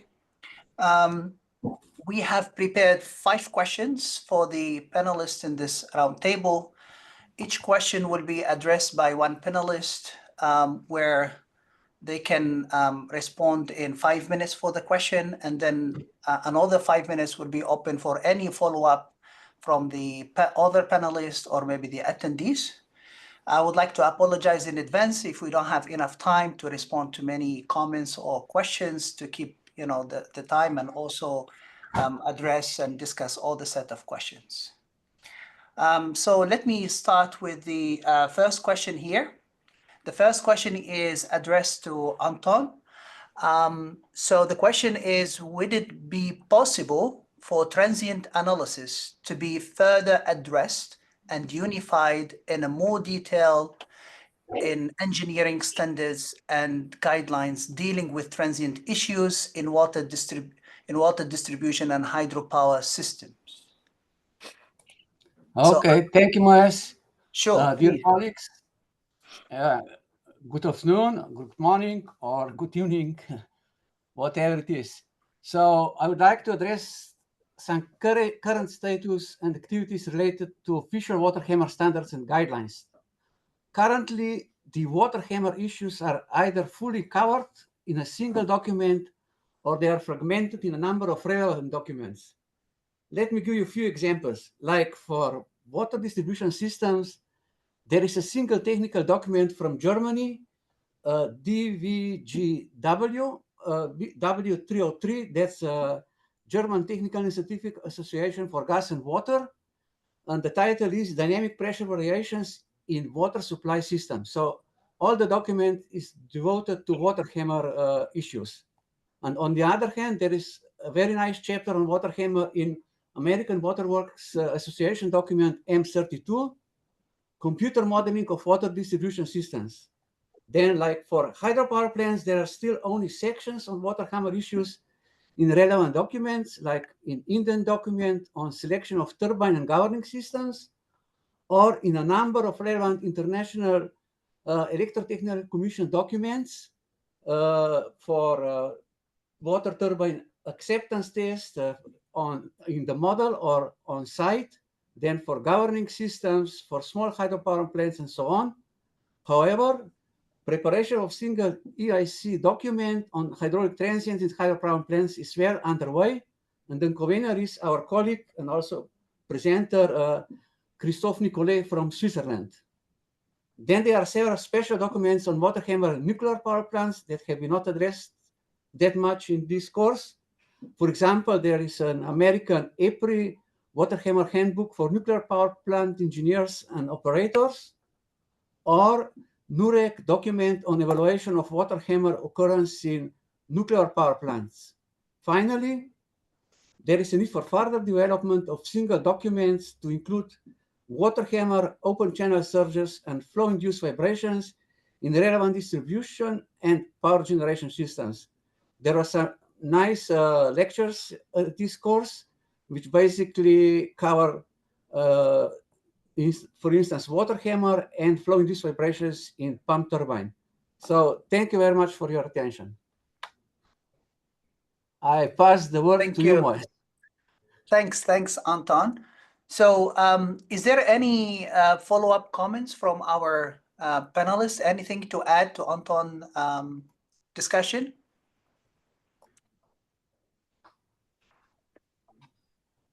So here, mainly, I think we have this question because in many engineering standard and guideline, you mostly find a very concise statement saying, okay, take care of transient, or maybe you should do analysis transient. There is no details, is usually concise. There is not much details or something unified on what needs to be done. So for design, for steady state, usually is more detailed.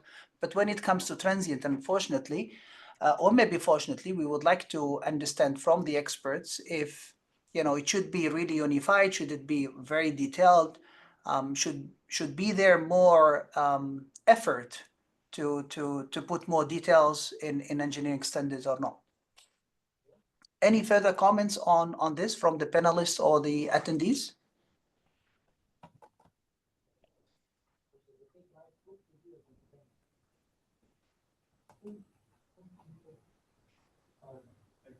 So maybe I add that, like in the German document, there is quite comprehensive part on theoretical and also experimental, especially on experimental validation of the transient events in water supply systems. And now we are also preparing, I'm also a member of that International Electric Technical Commission guideline or technical rule on water hammer issues in hydropower plants. And there, all these issues will be well addressed from the theory to practice, and also recommendations what to do.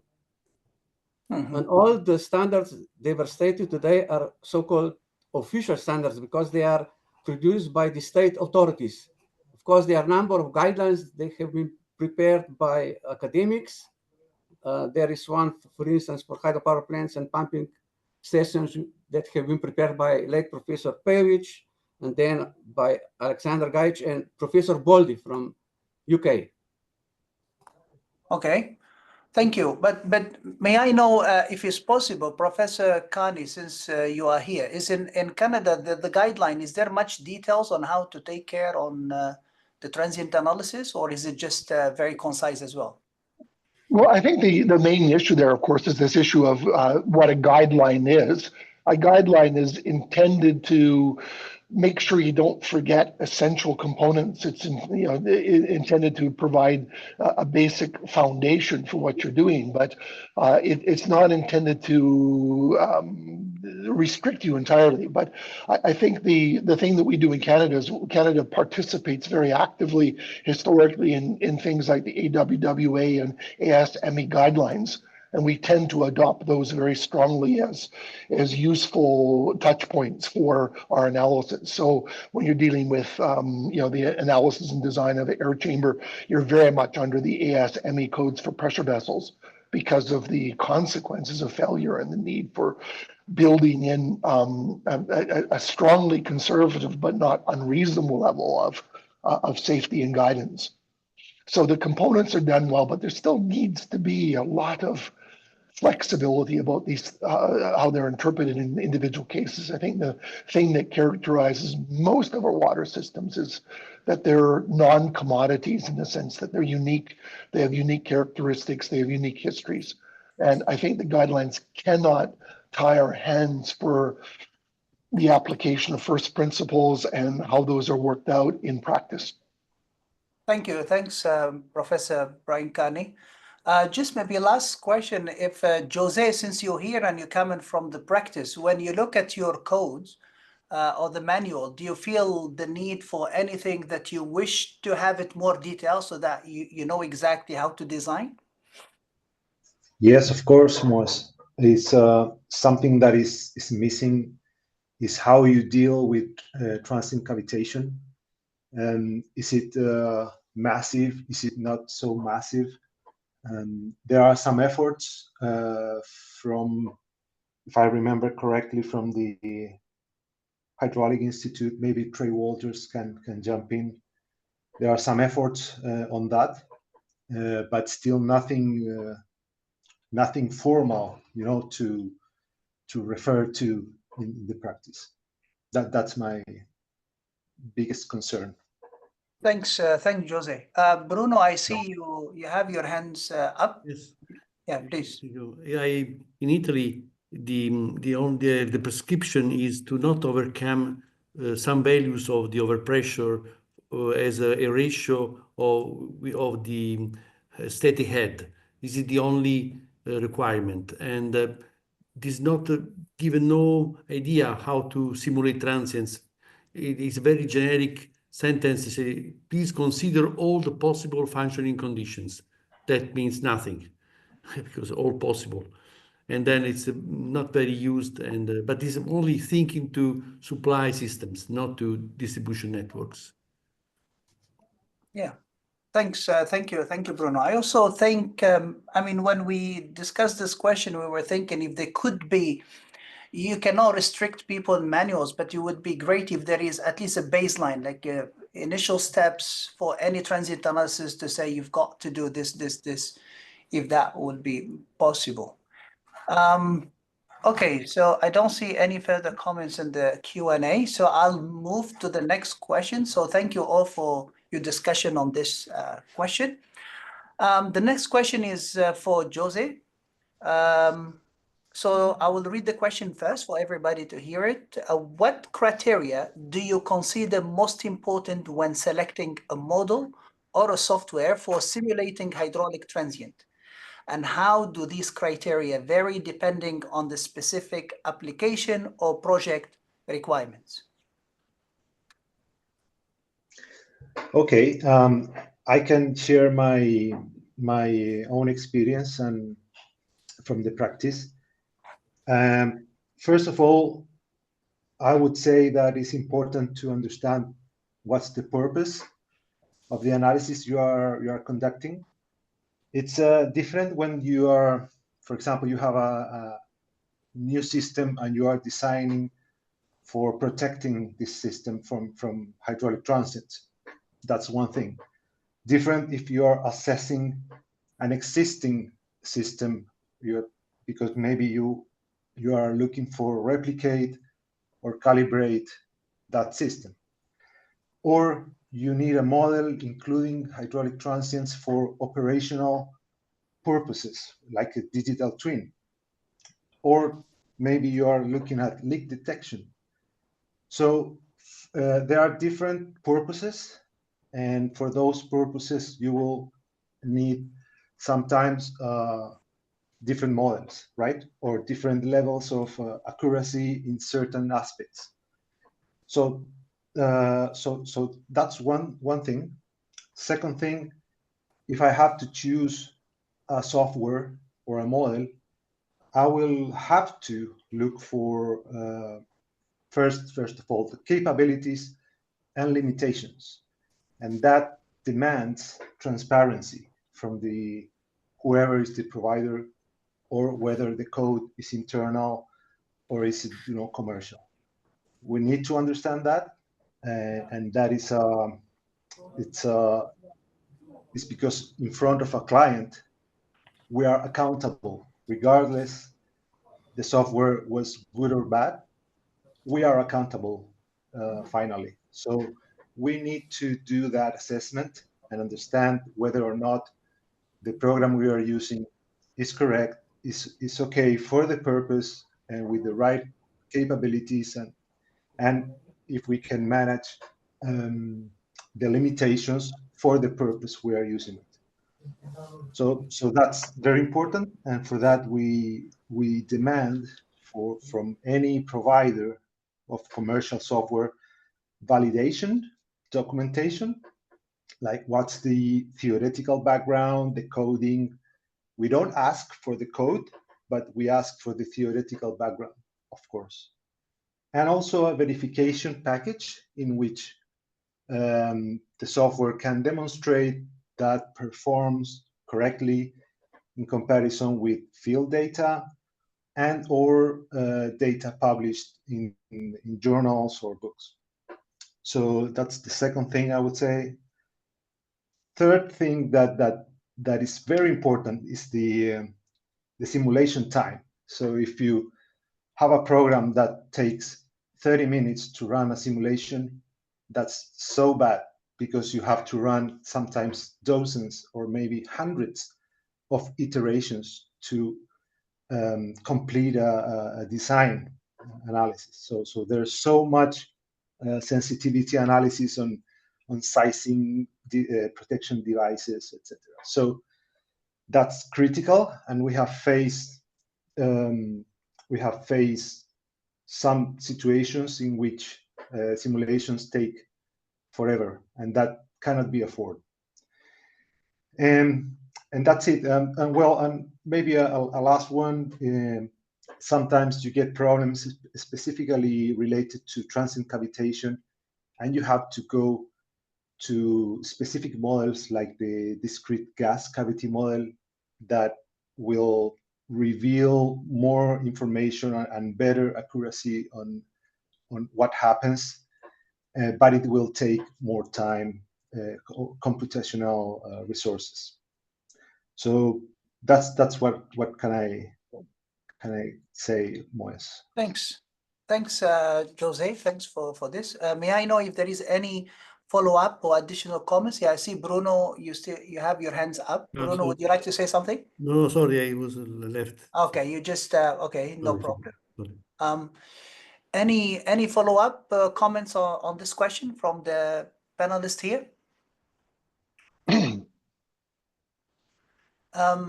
Jose, when you mentioned about the choice of the model, and I understand is important, but I wonder if you ever felt that there is actually a crucial difference between the different options that you have in the market currently. Did you really find that, yeah, it happens to me that one software was really critical in a specific application rather than choosing another one? Did that happen, or did you find that most of the softwares that are available, they're actually mostly suitable for whatever, you know, the application is?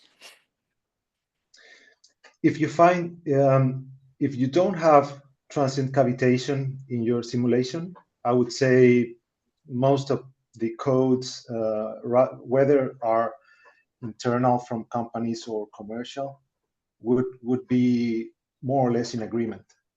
But if you have transient cavitation, it will depend on the transient cavitation model. And we have found, and we have suffered problems having very different results. And that happens when, for example, a client receives an analysis and is not sure about the results and ask for someone else to do an independent analysis, and the results are totally contradiction, totally opposite. And that's a problem. We have suffered that in Bechtel, and I know that others have suffered outside Bechtel too. So yes, it can happen. But in that case, when models, they're not converging to the same situation in terms of modeling cavitation, how do you move forward? I mean, how do you still make a decision? Which one do you still do you go back? How do you validate or make your decision to choose one over the other? Well, that's very messy because you're dealing sometimes with a customer that is not a specialist, so the client does not know who has the truth, and that's very difficult because it's like a long process of talking and educating, and eventually you have to go to the transparency thing that I mentioned before, and when we had this problem, I can't mention what software was, but one of the providers wasn't willing to share too much, details, and that always is not a good signal. So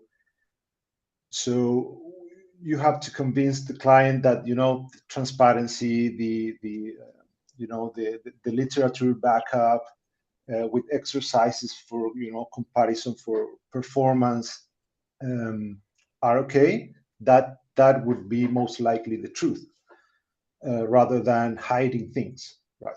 So I think it takes a lot of time and effort, unfortunately, but it's something that we expect that because not everyone is a specialist and will understand what we understand, right? Yeah, thanks, thank you, Jose. Welcome. May I just, just to close up on this question, Professor Chowdhury, may I just ask this question in terms of modeling cavitation? Is it really predictable that one could identify the correct answer or result, or is it something truly challenging in practice to really converge to the right solution? Well, personally, I feel it's a very hard question to answer, but overall, one can say that if it is cavitation at an identified location, most of the time you can predict what would be the development of the cavity as well as pressures.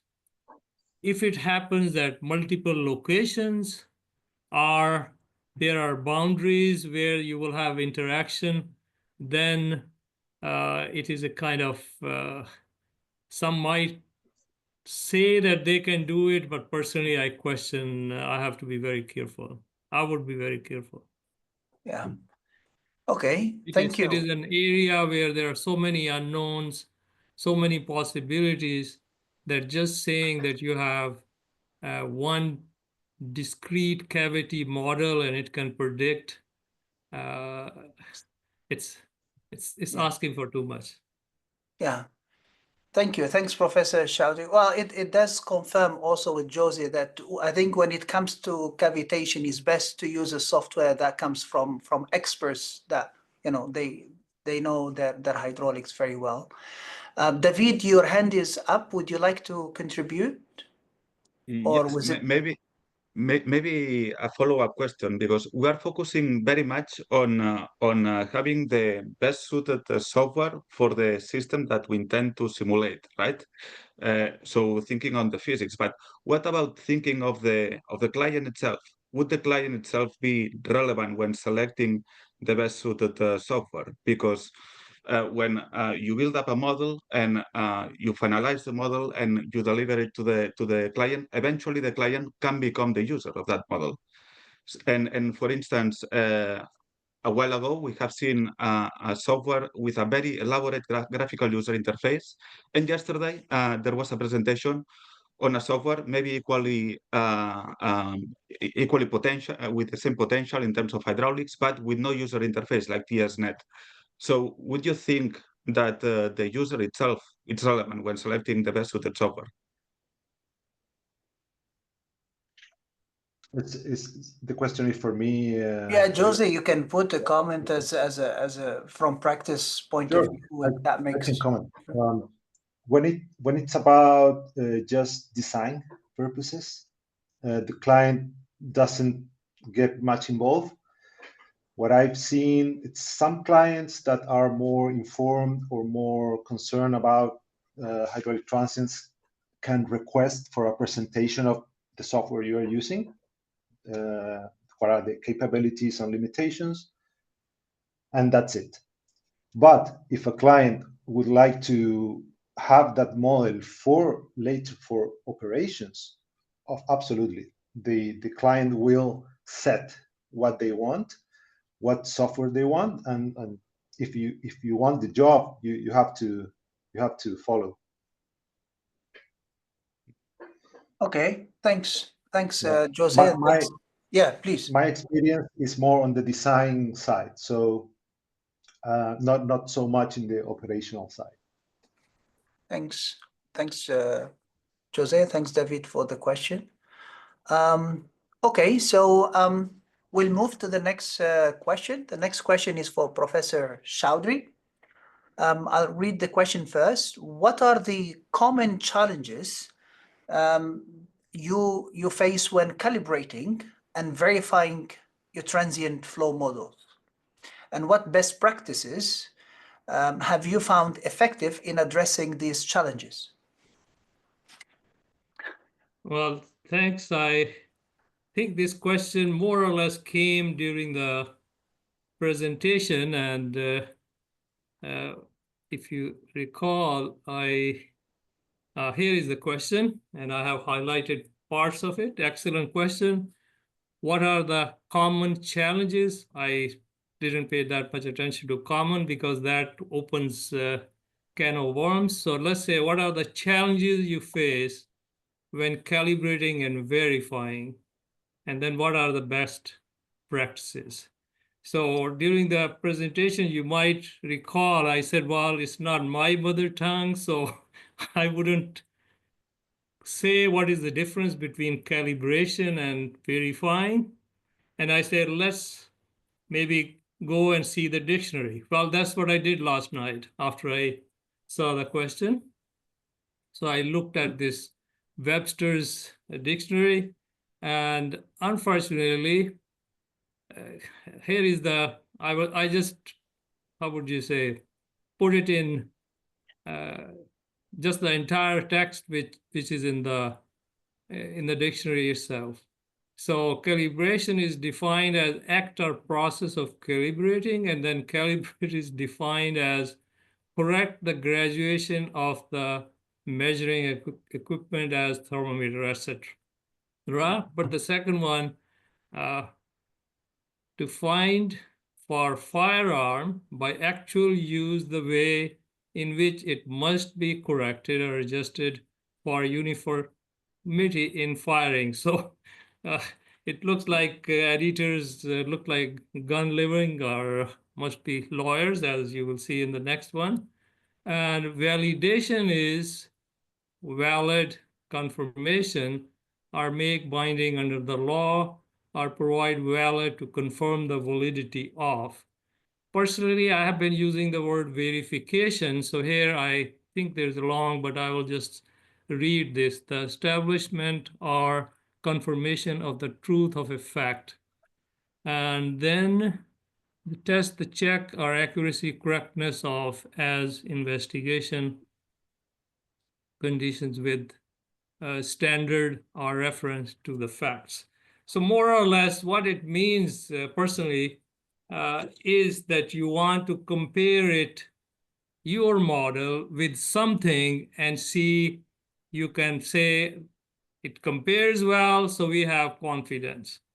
Now that is where then question becomes a little more universal. What is the objective of what you are trying to do? What are the goals? And then what is the criteria you're going to use? And then next challenge comes, what is really what you have? You might have very, how would you say, universal goals to achieve almost ideally everything, but then if you don't have the proper information to do it, that is a major challenge. And that is where you have to decide where is the limiting, what is the range in which you can say that your model can or cannot predict. Among the data I have seen most of the time, especially from, unfortunately, water industry, fluid transience is a very rapid phenomenon, extremely rapid. You're talking in terms of milli or micro or whatever term you want to use, seconds. So there they will say, yeah, we have lots and lots of data from SCADA. Well, their question comes, what is the frequency response of the sensor which were gathering that data?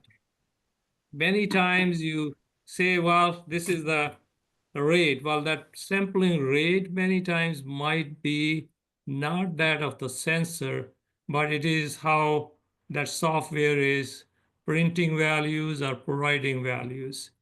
Next comes on the accuracy.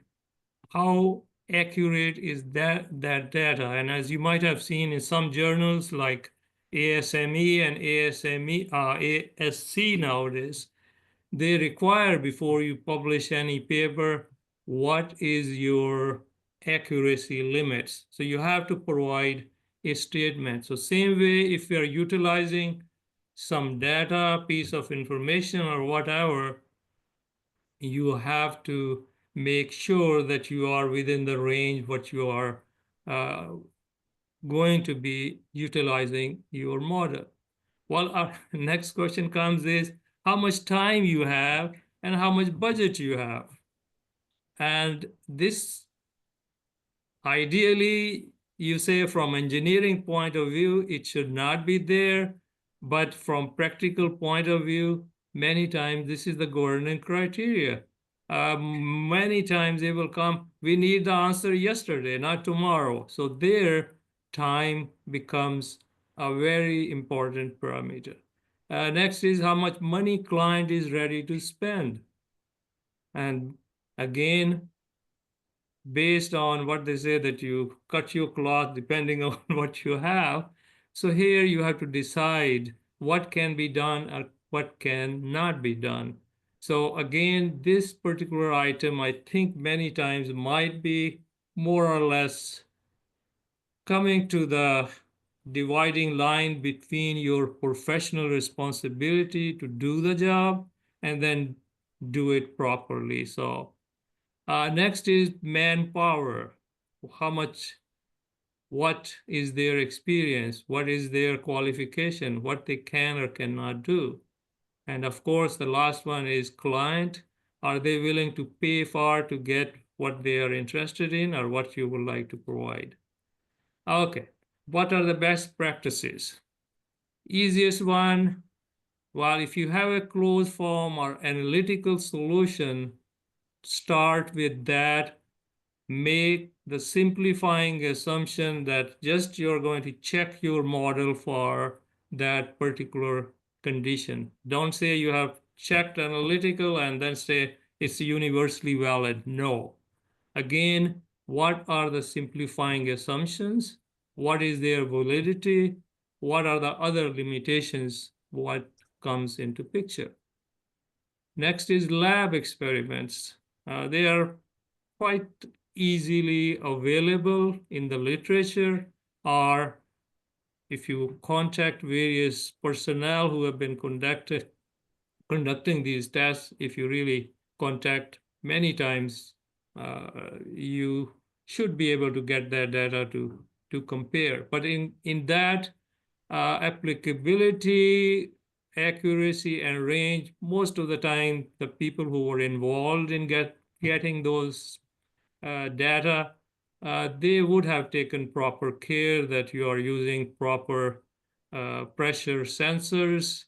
Then the signal which comes, it's properly conditioned, and not you have all kinds of oscillations which might be from power rather than your system itself. And then next one is, what is the range of applicability? What is the is the data within the same limitations for which you will be utilizing your model? Well, next one is the field measurements. These are hard to do. And again, here question is fluid transients being very rapid and fast. See that the data you have is within, or rather the data sensors or measuring equipment you use is within the range of application of your model. Last one, get some possibility of another model in which you have confidence. Just try to compare it and test cases. This was an attempt made by American Society of Civil Engineers many years back. They had set up some task committees, but most of those test cases were developed for open channel, or that is free flow, free surface flow models. Okay, just to share with you that how this can be misused. This is measured results, Teton Dam failure. They took these measurements on the valley downstream going for hundreds of miles. And they say flow was highly two-dimensional in some portions of the study area, plotted as much as 50 feet below the elevation on the left side. That is from one right bank to the left side, or rather one bank to the other bank, difference could be as much as 50 feet. That means the flow is highly dimensional. Well, what was done? There was a conference organized to compare dam break flow models, international conference. And I'm here quoting from two papers which appears in the proceedings. One-dimensional models they are using. And they say the absolute error is 1.5 feet, while the average arithmetic error is only 0.2 feet. So next one, the computer peak flood elevations were within average 1.5 to 1.5 feet. So you can imagine here that the accuracy or the actual measurements you have really were way over this limit they are providing. So this verification or validation, personally, I feel, doesn't serve much purpose. So this is just serving the purpose. I just included it. An engineer develops complex formulae based on vague assumptions and data obtained from incomplete tests and experiments with instruments of problematic accuracy. So until unless you want to fall in this category of engineers, do it and do it something better. My 5 minutes are up. Thank you. Thanks, Professor Chowdhury. Very nice and detailed discussion on this. May I know if anyone has a follow-up comment or discussion on this? Okay, let me see if there is any questions. No. So I think it was nicely detailed, and I like how you went on in depth into this. But okay, so for the time being, maybe we move for the next question. And thank you so much, Professor Chowdhury, for the explanation and the discussion. So the next question is our fourth question is for Professor Brian Carney. I first read the question. How do various numerical methods, for example, method of characteristic, finite difference method, finite volume method, influence the accuracy and efficiency of transient flow simulations? And under what circumstances would you recommend one over the other? Professor Kani. Those are great questions, and Moise, I think you're handling this discussion extremely nicely. So kudos to you. The question is, like so many questions, it sort of has different facets to it or different aspects. So I'll just sort of frame those a little bit. I think one of the things that my students and practitioners that I've taught really struggle with respect to water hammer phenomenon is begin to think of them as waves. And the wave formulation, wave conceptualization really brings in a tight coupling between spatial steps and time steps, that waves travel at a finite speed. And I think one of the reasons why the method of characteristics has been so universally popular over much of the time is that it's very, you build in that coupling between space and time in that's physically correct directly into the model. Now you can produce those effects quite easily in a finite difference code if you impose them correctly on the problem, but often we don't. Often we start to decouple them in our minds, and so we get propagation speeds and interactions that are not physical. Certainly the finite volume techniques have the capability of encoding that physics without too much trouble, but they typically come at a greater computational cost. And so on average, if you want fast computation that's physically accurate, I think there still tends to be an edge towards method of characteristics. As Jose and others have said so effectively, computational time doesn't matter when you're doing design and refinement works. But that preoccupation with time brings in another aspect that's worth mentioning, and that I think the very important to go back to the issue that both Hanif and Jose and Anton have all emphasized is that the purpose of the analysis makes a huge difference to what you're trying to decide. If your purpose of the analysis is to confirm that a valve closure time or that an air chamber works properly, I suspect it doesn't make much difference which code you use. You're doing a confirmation study.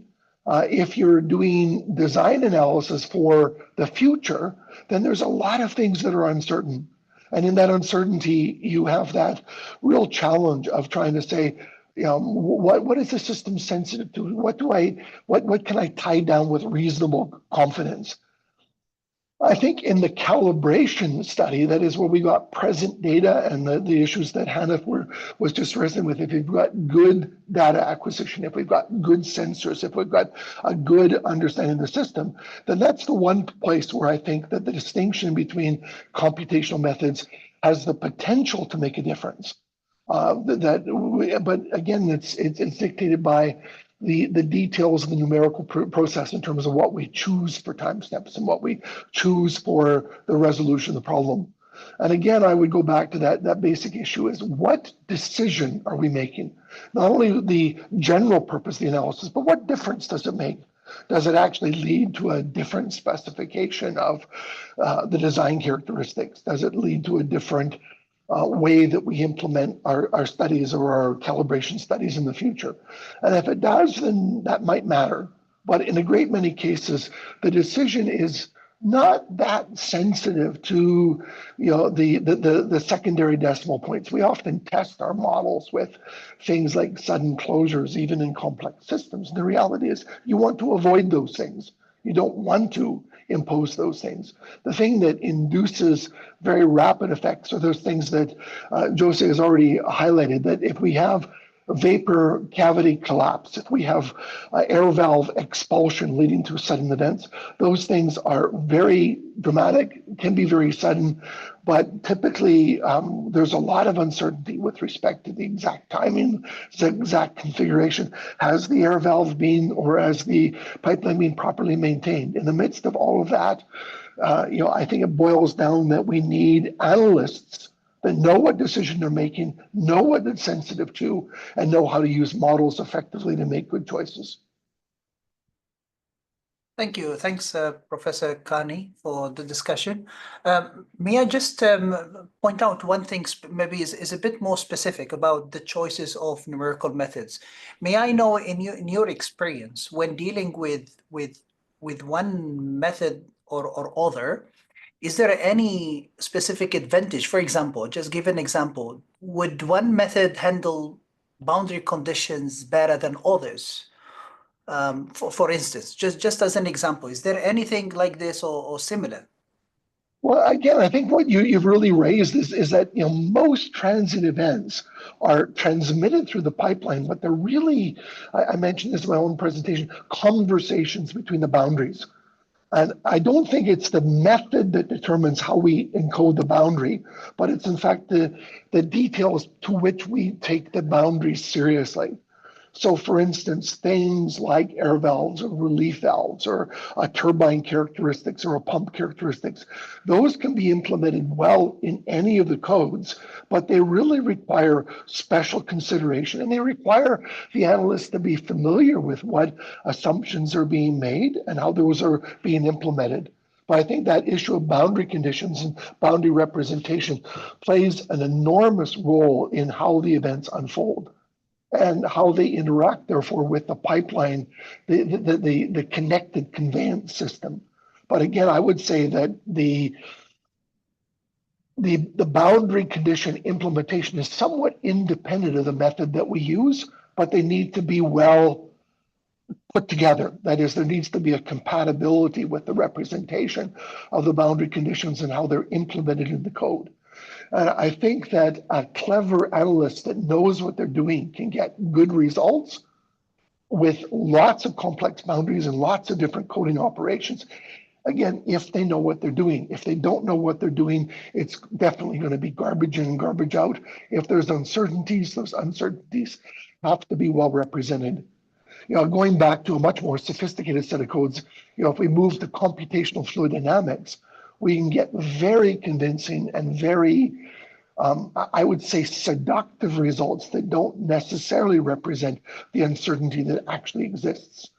I think one of the things that we need as hydraulics people to do more of is to think in terms of really the uncertain parameters, thinking in terms of more of a stochastic or probabilistic analysis that says this becomes more likely as we move into this domain, this becomes less likely. And one of the things that's beautiful to me about having air chambers and surge tanks is they stabilize the numerical results for most codes. One of the things that's dangerous about two-phase flow issues and the presence of air is they destabilize our computation and our decision-making. And so a lot of what we want to do is to deal with error and two-phase flow problems precisely so that we can make better predictions and therefore better decisions. Thank you. Thanks, Professor Kani. May I know if there is any follow-up questions from our, I guess, panelists here or the attendees? All right. I see something from, okay, Anton, yeah, please go ahead. Okay. I agree with Brian.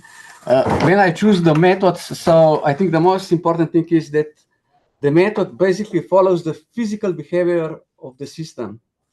And usually that's the method of characteristics is quite well because you can follow the waves. It's in kind of physical method, but there are some methods where they got a number of like numerical diffusion and some correction factors. But in those methods, you should be careful for what flow conditions have been developed. So because some of the methods behave well for one type of flow situations and another for the another type. So that's, I think, is one way. And about the calibration, I think the calibration is quite important when you're dealing with like refurbishment of old hydropower plants, because usually if the plant is more than 100 years old, so sometimes it is difficult to get all the drawings and everything. So it is good that you perform so-called pre-commissioning water hammer experiments on the field, and then you calibrate your model with those data, because sometimes it happens that you don't have data on certain part of the hydropower plant, because after 100 years, many things may change, you know. So that's like my point of view. Thank you. Thanks, Anton. Any more comments? If not, then maybe we can move ahead with our last questions. I can see David has something to add. Yeah, David, please go ahead. No, I just saw that there is a question in the Q&A. Oh, you Maybe did? you want to go through it. Wonderful. Thanks for catching that, David. All right, so a quick question here. Well, it's not, well, okay. So it appears that the hydraulic behavior of pipes is constantly modeled across all the software presented this week using simplified conservation of mass and momentum and solving with the method of characteristic or characteristic wave methods. However, I'm curious whether the modeling of features such as surge tanks, air valves, surge anticipation valves, etc., is also standardized. Additionally, in your experience, do manufacturers or these devices adhere to these standardized representation when providing data in that format? Well, I don't know if this is related to specific questions we're discussing here, but anyone has a comment on this? I'm Yes. happy to jump in. I mean, I think Yeah, that the classic books by Wiley and Streeter and by Chowdhury have really standardized the representation of a great many of the boundary conditions. And I think most of the codes have implemented those.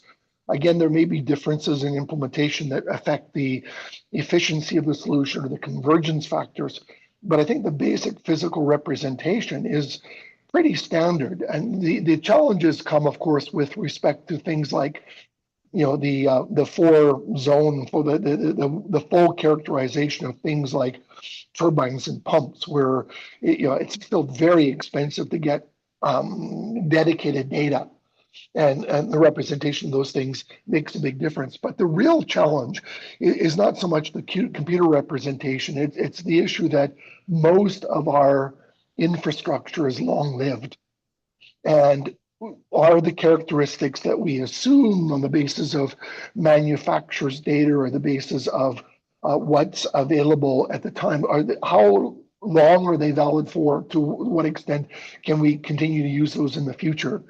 The company I'm associated with has done a lot of testing on pumps. That's not a rare thing to do, but pump characteristics drift with time. In our experience, if an air valve is present in a model, doesn't mean it's present or functional in the field. If a relief valve is represented, it doesn't mean it's on its curve. So I think the real uncertainty comes often not with respect to the coding, but the issues of maintenance and the issues of, are these things looked after over time, so that the characteristics that were assumed when the simulations are run have any degree of validity with respect to current status or with respect to the future. And even a detailed calibration usually is making assumptions. One of the assumptions that's made is that the diameter of the pipe, but sometimes there are final adjustments in the field that says, oh yeah, I'll let you put in larger diameter than was assumed, or I'll let you use plastic pipe when you assumed it was metal pipe, or I'll assume that there is a pipe at all and it may be absent. And those issues really dominate more than the machine representation. Thank you, Professor Kani. Thanks for your comment on this. May quick comment. For the Quick comment. hey, Josie, please. Okay, before we Yeah, I fully agree with Brian. Totally agree. It's just like he said. So there's too much uncertainty in the way things are put in the field and operated and maintained, etc. Yeah. Wonderful. Thanks, Josie, for confirming from your side as well. Okay, so I move ahead with the last question we have in this roundtable. This question will be for Professor Brunoni.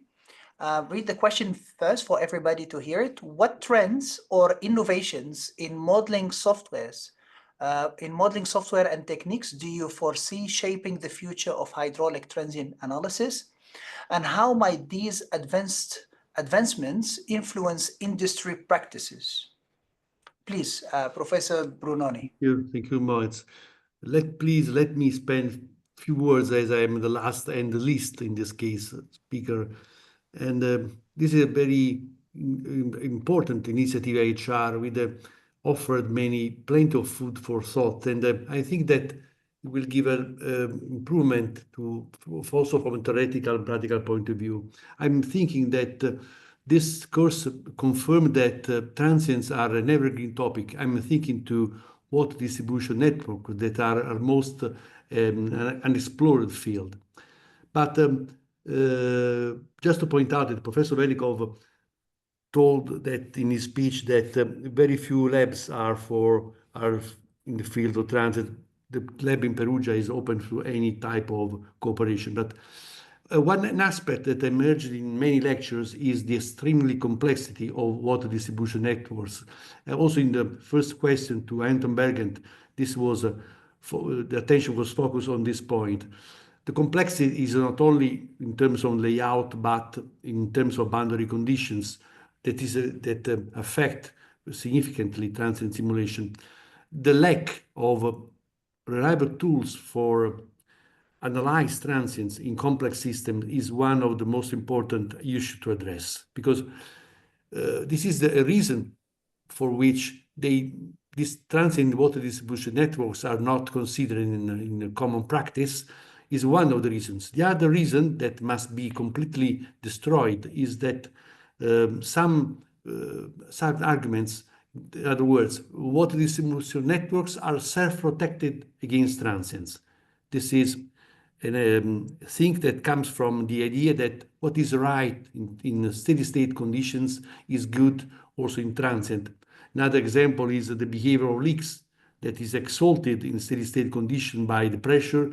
On the contrary, it is depressed in transient condition. So my idea is that we must find rules for the skeletonization of complex systems. And in this field, in this regard, I think that massive numerical experiments are needed to point out the effective role of boundary conditions and characteristic of water distribution network. In other words, what is the behavior of junctions, of small loops in transient condition?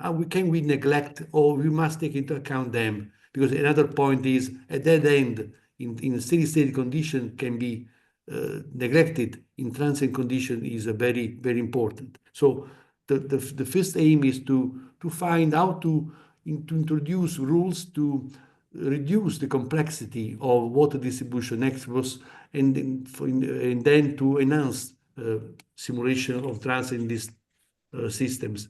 Another topic is that in most of the speech, we are discussing about transients as something from which to defend. And this is a classical approach. But maybe now the idea could be to prevent transients, proactive action. And in this concern, maybe the monitoring of water distribution systems, high frequency monitoring, could help a lot to identify possible sources of transients in water distribution action, to capture their main characteristics, and then to prevent their effects for the management of the system. So complexity from one side, how to simulate the complexity in the most simple way, in the simplest way, and on the other side, how to capture the behavior of complex system by hearing their sound and their behavior.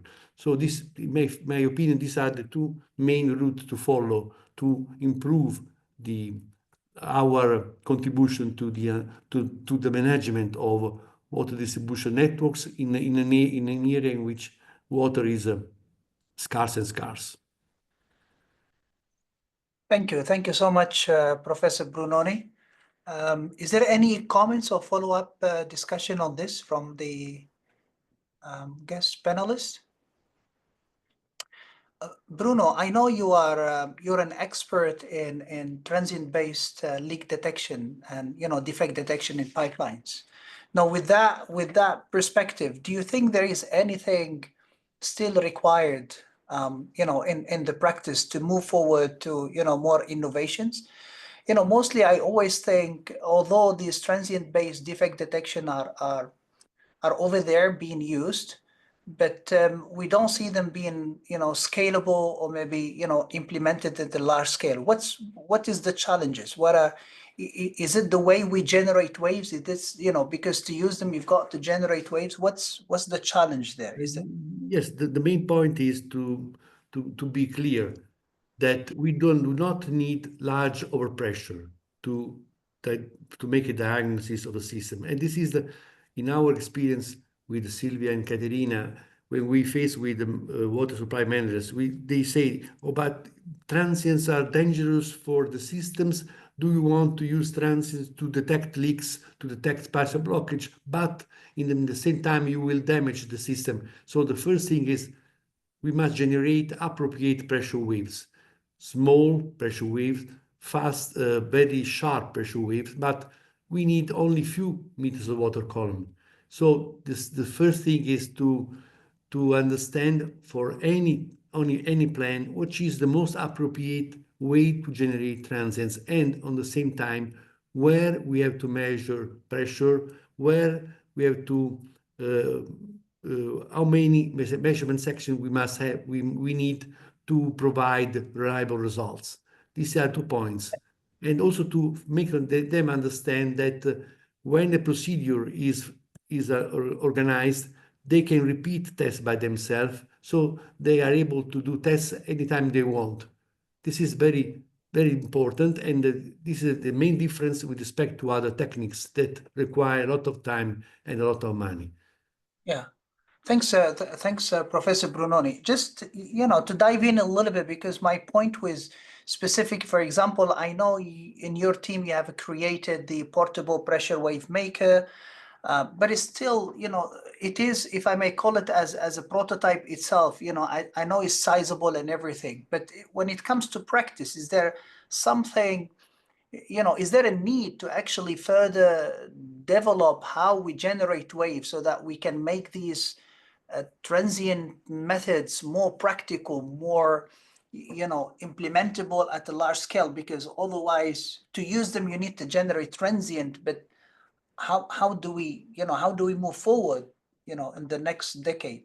Well, you remember we did some tests with us in Perugia, and the main topic is what is the best maneuver to do with any device used for transient. The portable pressure wave maker, we use it in a real system, and it performed very well. We are studying now in Perugia a way to make it more portable and easier to use, and I think it will be. It is a part of a plan. We have the portable pressure wave maker. We have data logger for high frequency acquisition. Both these things can be put in the same place, and then to monitor systems, and then to identify the best maneuver. The maneuver is the thing on which you must focus to improve transient test-based techniques, in my opinion. The maneuver is a critical and crucial aspect. And then the portable pressure wave maker is a part of this process. Thank you. Thank you, Bruno. May I know if there is any follow-up question or something? I'm a bit curious, to be honest myself, to ask Jose, being from the company. Do you have something to say about this? Like, do you see anything in the software that you say, I really wish in the next couple of years of the case to see something, in the practice? We really need this. We really need to innovate in this direction. I think, well, some of the things that 10 years ago maybe weren't there, it's filling and emptying pipelines. That's something that I know some commercial softwares have implemented, so that's very nice. I haven't seen that in details in terms of validation and performance, but I think it's a good thing to have. And obviously cavitation. That's I think is the most difficult, challenging, complex phenomena we face, and it's not only for water. Sometimes for LNG or for other liquids, much more complex. And so that's something that we would like to see more or better implemented and more accurate. So I think that's what I wish personally. Thanks, Jose. I think we are arriving to the end of our session. Well, thank you all for participating in this roundtable. It was an honor and privilege to have you all here. We really cherish your comments. Thanks for all attendees who attended this session. Now I would like to I think David to take it over for doing the closure. I think you and Sylvia. So thank you all. Thank you, Moez, for conveying this very interesting roundtable and to all the panelists. Before moving to the closure, I would like to give the floor, or the screen better said, to Yang Wang, the president of the Three Gorges University, who would like to introduce the next IHR training course. Yang Wang, the mic is yours.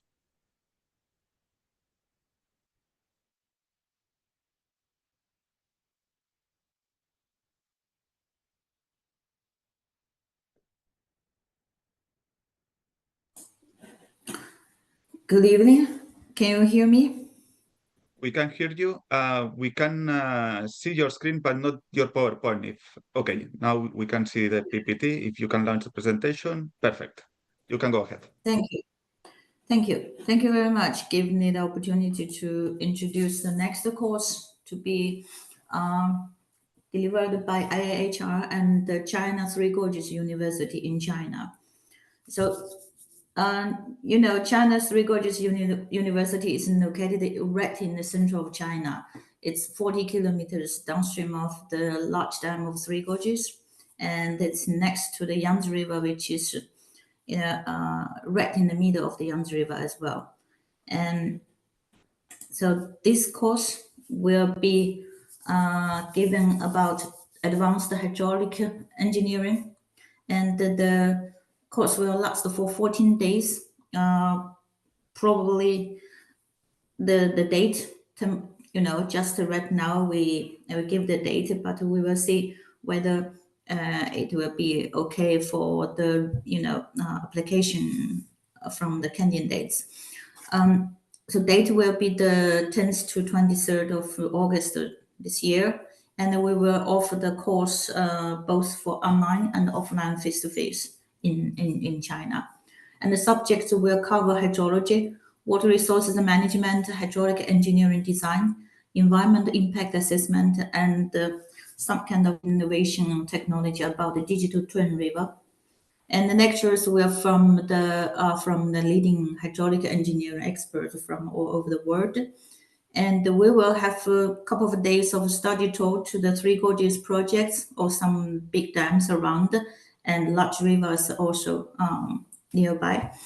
and the participants will receive certificates issued by joined by IAHR and the CTGU. And the candidates for this course are expected to be the master or PhD students with water-related background. And the course fee, well, is about $1,500 US, and will be 10% discount for IAHR members. And these are the lecturers who are really quite well known by our water people.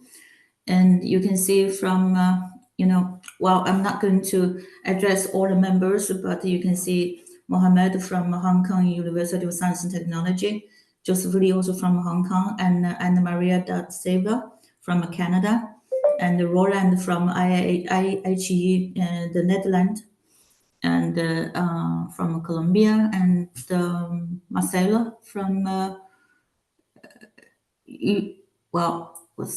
I can't say the country, but anyhow, those are really good people in the water professions. And the tentative program will be 14 days, which will cover about 5 days, 6 days for the courses at the CTGU, and of course given also online. And will be 2 to 3 days, full day for field trip in the neighboring area. I said about the dams and rivers. And then just a little bit about the CTGU, the China's Three Gorges University. Is really a university of water. It's participated in many quite large projects in China, like the state level strategies, and the big project like water diversion from South to North China, Middle Route, and of course the development of digital twin rivers also has been carried out by the university researchers. And currently we are also participating in large projects, which is going to be newly constructed, like a new water transport canal of the Three Gorges. It's going to be a new shipping locks through for the Three Gorges big dam, and the Jinghan Canal, which will also cut shortcut of the Yangtze River to make a navigation canal. And those are the remarkable projects in China, and which also give us a lot of knowledge development in the university. And then also the university, we have very excellent views and culture around it. You can visit the Three Gorges Dam and the tribe and the river gallery and the waterfall. It's really beautiful. And if you would like to see more information, you can access the website and contact our people. That's all for the announcement of the new course or next course from IAHR and the CTGU.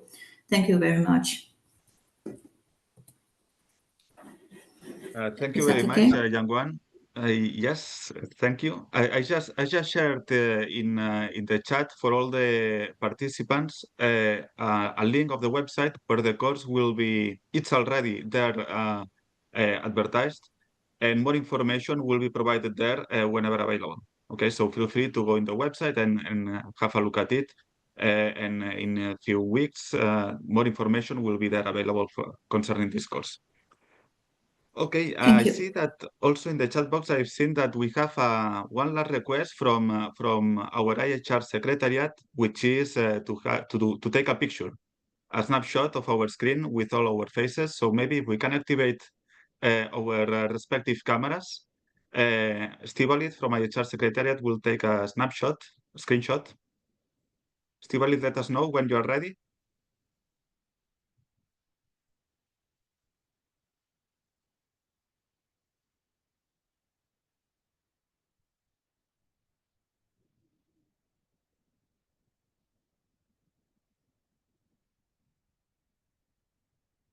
Shall we say cheers?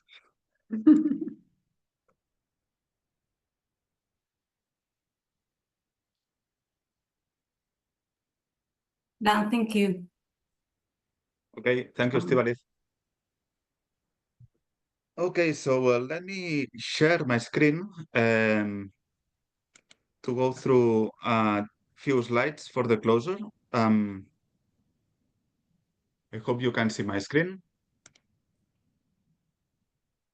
Yes. Okay, so now we are quite at the end of this very intense week, and this intense week has been possible thanks to many parts. No, so now it's time for credits. First of all, our sponsors Deltares, Benley, and Power Vision, that they support this initiative not only financially, but also providing their respective sessions as speakers. And also the China Society for Hydropower Engineering and the Centro Studi Sistemi Idrici, which are national associations that supported the initiative, especially in terms of dissemination. Also, thank you to all the chairs. We were in total 9 chairs, and the implementation of this course would have not been possible with all of us working as a team. And a very important part, a crucial part, I would say, of this team is also the IAHR Secretariat, with Estivalit managing the platform of and communications, and Carmen managing the registrations and the finance. So thank you very much for your support. And also thank you very much to the support of all the speakers from these 5 days. Thanks to them, now we know more about academic, free, open access, and commercial software in the context of pressurized transient flows modeling and for hydropower and water distribution systems and other physical systems. Among all speakers, there is clearly a common denominator, which is their willingness to share knowledge with the community. And this is priceless. So thank you very much for that. And finally, some words for the community, all the participants. We've got more than 400 participants during these 5 days, with a good representation for all the continents, and around the half they were coming from industry, showing the rising interest from practitioner side concerning transient flows modeling. And also a good portion of them, they became new IAHR members. So welcome to them, and I hope you can stay connected with the association through our working group, but also through the many events that the IAHR Association organizes throughout the year. I would like now to pass the word to Sylvia for some final remarks. Sylvia, the mic is yours. Thank you, David, and I also like to take a moment to warmly thank you for being an excellent co-organizer and a wonderful colleague throughout this journey. It was truly a big pleasure for me to work with you. Just to briefly add what you said, thanks to our speaker, we were able to explain complex concepts in a clear and accessible way. This course and also this last roundtable had the great merit of stimulating critical thinking, helping us ask the right questions when selecting modeling software, understand the assumption behind each tool, and identify the most suitable solution to address specific problems. This mindset is at the heart of what we aim to cultivate within the IAHR working group on transient flows. So to those of you who are new to the IAHR and perhaps just discovering our working group, welcome. This course is not the end, but it's just the beginning. We warmly invite you to stay connected and considering joining us. Our group is open, is actively growing, and we are really happy to have new voices and new perspective on board. As a next step, we are currently finalizing a monograph on transient flows, developed with the contribution of almost all the speakers of our first course, held a long time ago into 2021, and I hope that at the end of this year the monograph will be ready. Looking at to this new initiative this year, we are excited to share two excellent opportunities to meet in person, face to face. First, the next IAHR World Congress in Singapore in June 2025. And then please save the date and scan the QR code to have more information. From November 25th to 26th, 2025, we will host the International IAHR meeting on transient flows in Greater Victoria, Brazil, held in conjunction with the 26th Brazilian Symposium on Water Resources. We are already looking forward to the discussions and collaborations that will take place there. Finally, on behalf of the entire organizing committee, the IAHR secretary, all the chairperson, chairman and chairwoman, and all the speakers, thank you once again for your participation, your questions, your enthusiasm. We hope this course has enriched your professional journey, and we look forward to building the future of transient flow together. Bye-bye, and thanks again. Thank you. Bye-bye. We stay connected. Thank you. Bye. Welcome to China. Bye. Goodbye. Thank you. Bye, everybody. Bye-bye. Bye-bye.